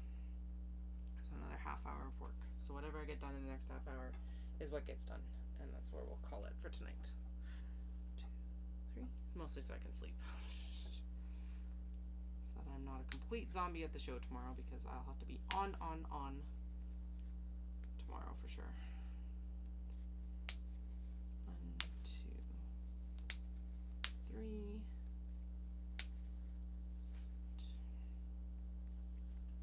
So awesome. If I can get through all of these, that would be amazing. But if I don't, I don't. I definitely want, so I'm gonna pare down a little bit. I want the black cats. I want that one. That one, and I want that one. 3. These guys. I want the geisha. I think I've already got one of the. Nope. Okay. Birds. Sassy. Stretchy. Cats. We've already got one of the geisha. That one. That one. That one. I already got duplicates of that one. already pressed the gingham one, so we'll try and get through this pile here, and then if we have time we'll work on that secondary pile. I feel like we're probably just gonna get through this pile because this is taking longer than anticipated. Yeah, because I've been on for 3 hours already, and I've just been doing snaps. All right. No wonder I'm tired of doing snaps. Holy. Okay. 3.5 hours of snaps. Here we are. That's what we'll do.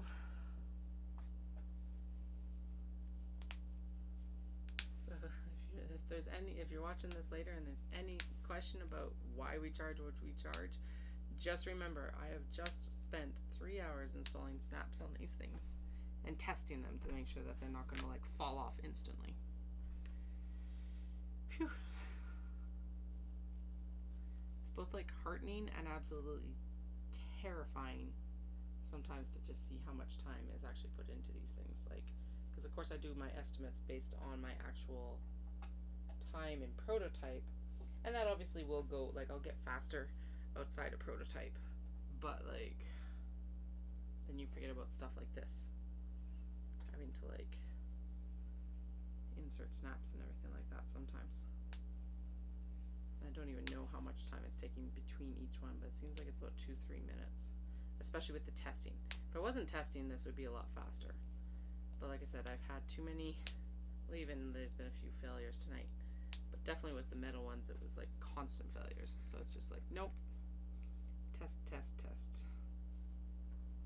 Also, it's getting rid of that first grumpy snap anyway. That's hard to get around, so. Plus, you know, people are going to come up into the booth tomorrow and test them out themselves, so better to test now and instead of having it come apart at the booth. 1, 2, and 3. There we go. And this one. Oh, excuse me. My goodness.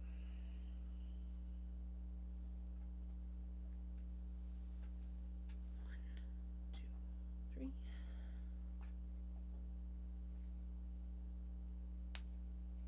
1, 2, and 3. Sweet. Go.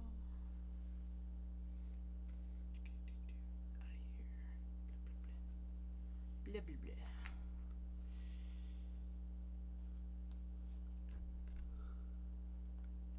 Blah, blah, blah. Oh my goodness. Yeah, I think as soon as I'm off stream, I am going to turn my audiobook on, get myself like moving, get the rest of the stuff into the bags. Like I said, I found a couple random things that I need to like make sure make their way out, and then stage it at the bottom of the stairs, haul it up to the garage, stage it at the garage door, and then haul it into the truck. Mostly because then I can leave the garage, like the house to garage door open, and I can keep an eye on Flynn because he likes to escape into the garage. And him and the garage don't agree, I don't think, so. He had a lot of little like skin scabbies in like after his emergency vet visit last year. Basically gave him like acne on his chin and like around his ears and stuff like that. So he had an intense course of antibiotics, which actually cleared up most of it, and then we figured that he's probably allergic to something in his food at the time. So now he's on like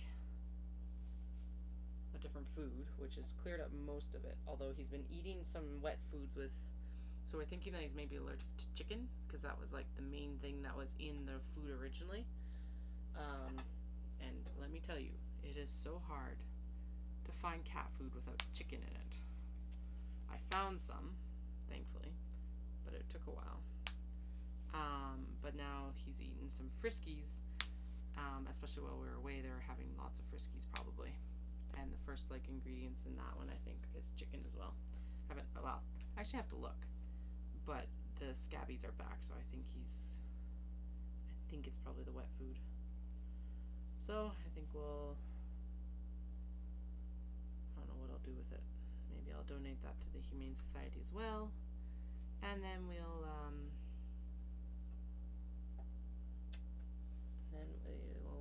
get him just fish food instead. So it's not worth him having all these little scabbies all over his face, like around his ears and then like under his chin and stuff.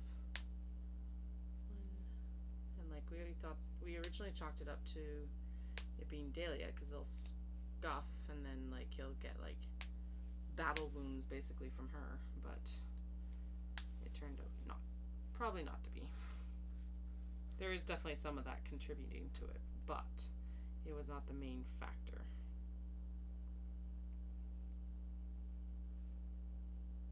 But so those two, basically the luckiest thing is that we haven't lost an eye. They do not get along.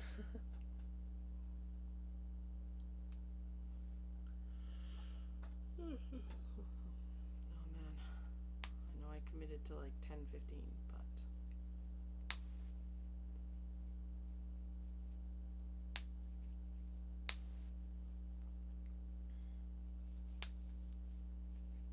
alright, I'm pleased with how many we did get done of these tonight. We're definitely well over halfway versus what we had to begin with, so that's good.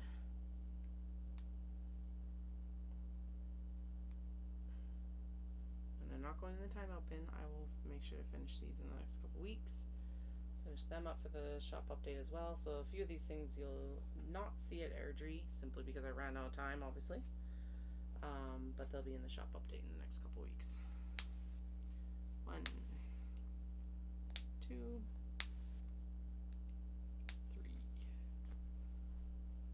Okay. Yeah, 10-15 is the hard stop. Just stop. We'll see what I get done between now and then, but oh my goodness. Okay, 3, 1, 2, 3. Actually, I wonder. Let's just go across and install all of these, and then we'll do the tests. I feel like that might be more efficient. Not gonna be inefficient.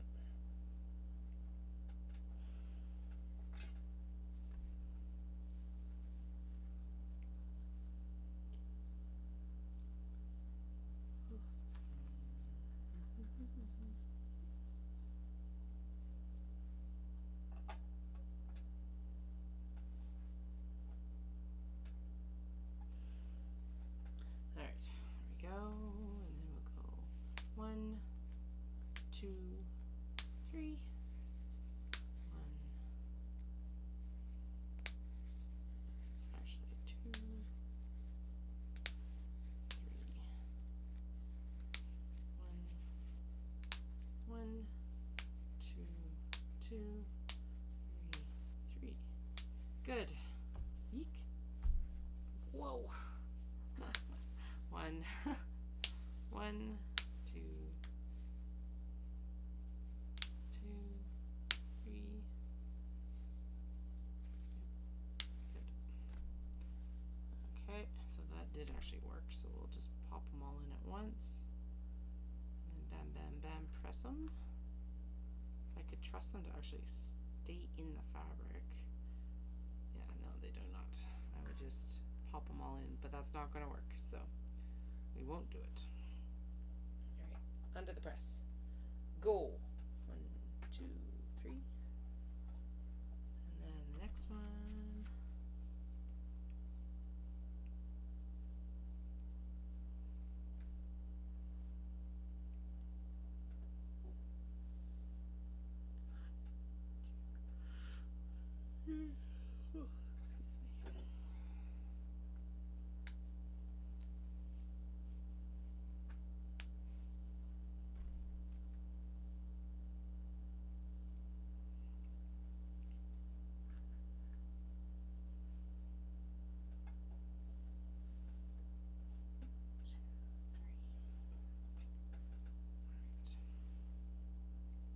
There. So 1, 2,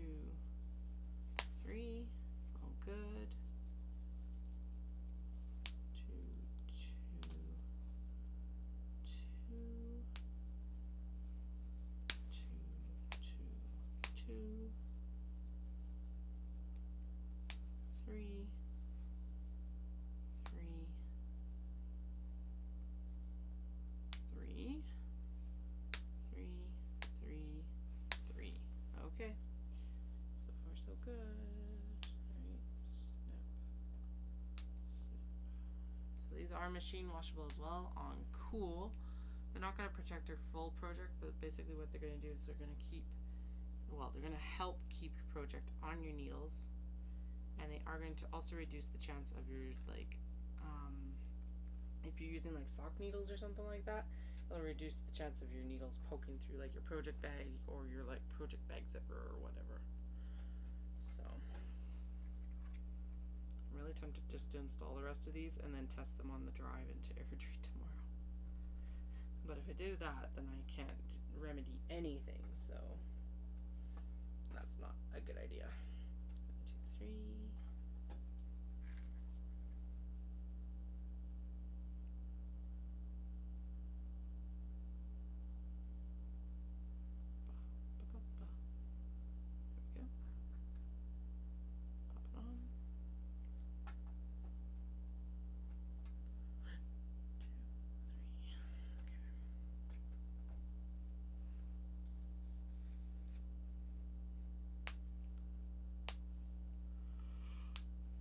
1, 2, 3.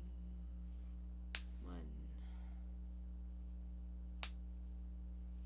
two, still stiff. 3, there we go, that's better. Snap. Okay. 1, 2, 3. Sounded like bubble wrap there. 1, 2. That sounds like bubble wrap too. Interesting. Snap's fine, so I'm not worried about it, but it did sound like bubble wrap. Pop up. It's probably just the actual like snap points. We just able to hear it that time.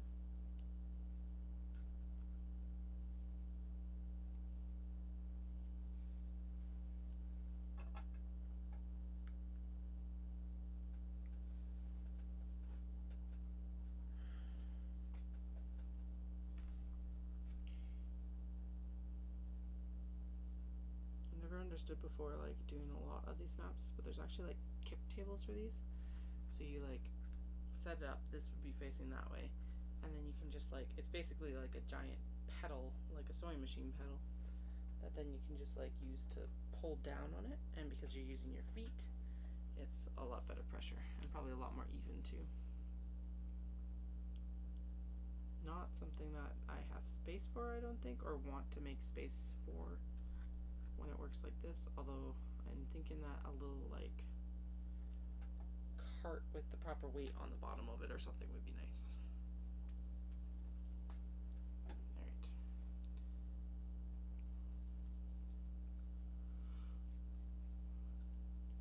Snap. 1, 1. 1, 2, 3, done. 1, 2, 2, 3, 3, done. 2, 3, 3, 4, 4. I miscounted there, so we'll do an extra. Make sure that we did do the full 3 pulls. Okay, this can get out of the way. Does not need to sit in the line of like grab.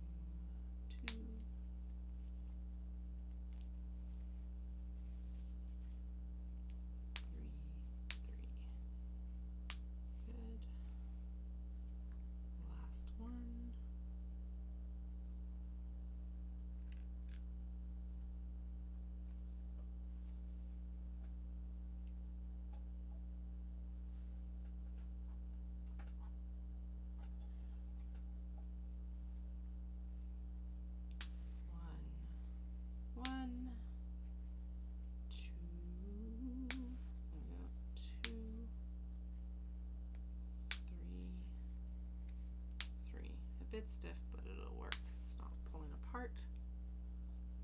Okay.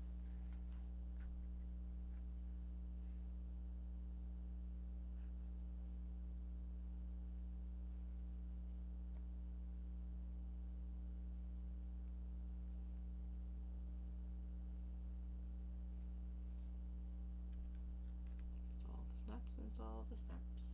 Snaps, snaps, snaps. 1, 2, 3.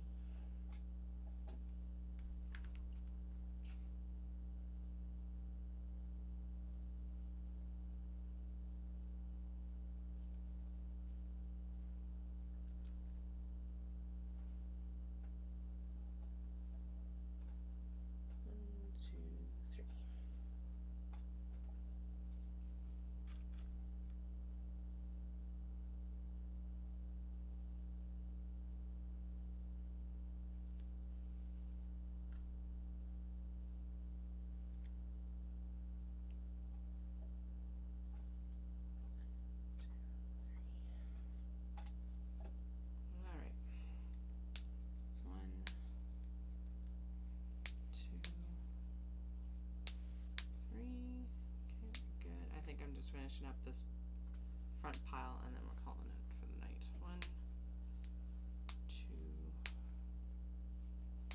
3.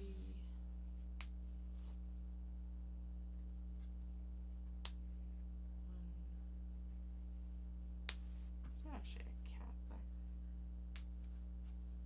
Just something.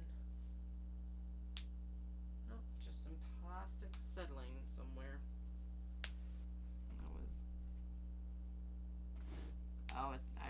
I shifted a bin underneath very slightly. And there's plastic at the back of them, behind them, I guess. I don't know.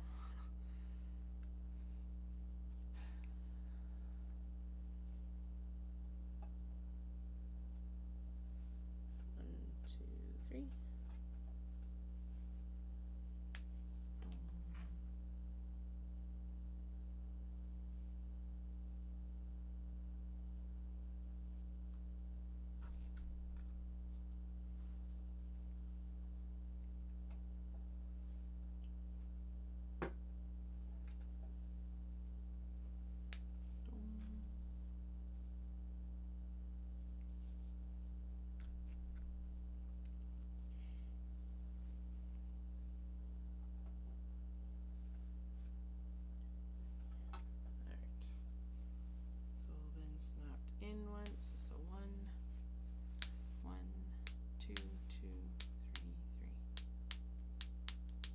Okay, I see. I've been pulling them out. Okay, so I've been pulling them apart wrong. This will be easier. 2,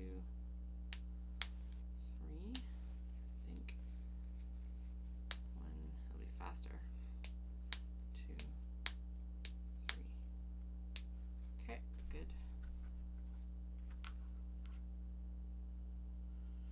But yeah, I'm gonna do these last 2, and I know I said I was gonna go till 10:15, but I'm going to phone it in and say I'm done. I'm gonna finish unicorns and French bulldogs, and the rest of that pile will get finished after Airdrie now, because I am done and dusted. Or done and dusty. I'm not 100% sure. My voice feels dusty, so. But that's still quite a few more than we had when we began this journey tonight. It's almost 3.5 hours ago.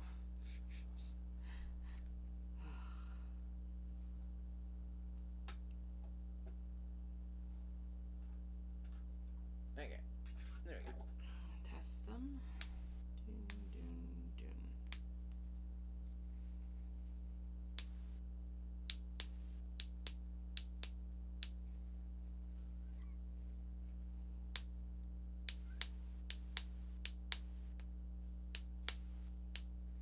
Alright, well, we know now how to open and close these in future. Sheesh. And that they are going to stay.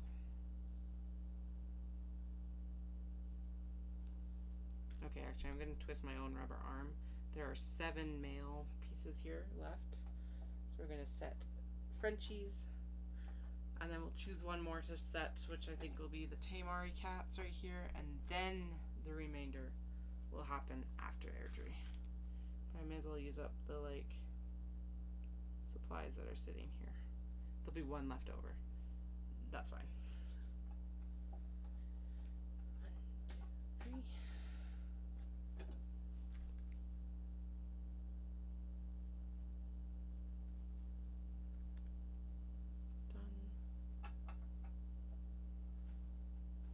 2, 3. Place 1, 1, 1, 1, 2.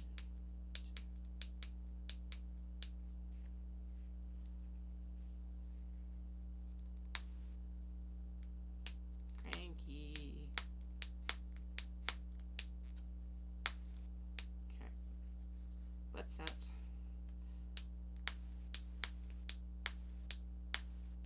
Okay. Last one. 3 and 3. I'll put away excess.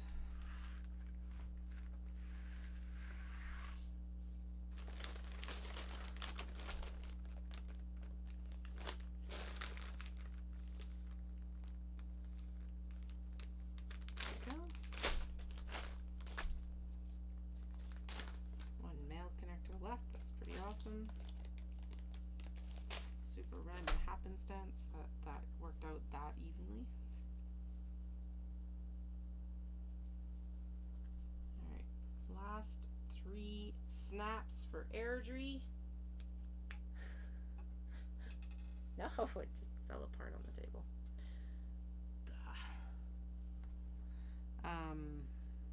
Anyway, thanks for joining in on this journey. It's always a journey. But my goodness, this was a tight turnaround journey. Oh my goodness. That might be a sign that this one is not meant to be tonight. Might be, no. Let's do this. Come on, get in there. Yeah. 1, 2, 3. Alright, then we'll pop it in. Anyway, appreciate the support. We will be working on timeout stuff after Airdrie.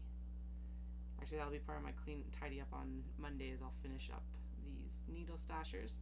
Because what better way to tidy up than to finish something? And I'll do the ones that are a little bit, not as wide and stuff like that. So, a little bit more oddball, maybe. No? Where'd you go?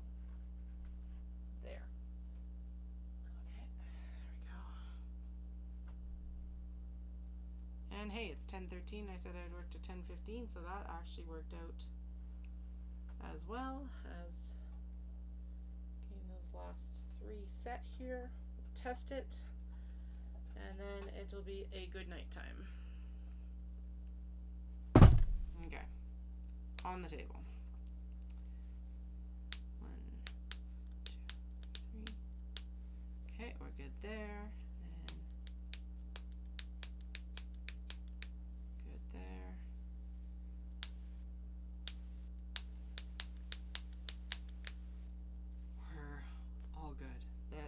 That is the stock for Airdrie done, and there's 1, 2, 3, 4, 5, 6, 7 left that should go pretty straightforward for installation, but realistically that is not that bad to have to drop when it is 10:15 on the night before a show.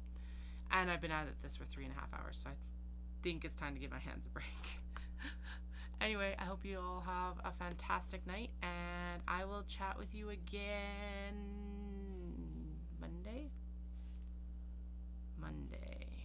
Monday probably, and then Tuesday evening when the kids are in bed, hopefully. So that's when we'll maybe do a really good crank on sorting scraps.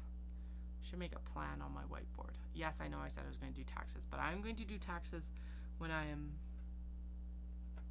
it's daily, but I'm going to do taxes when I am by myself, and I'm able to actually just sink all my mental energy into it instead of being on alert for potential child wake up.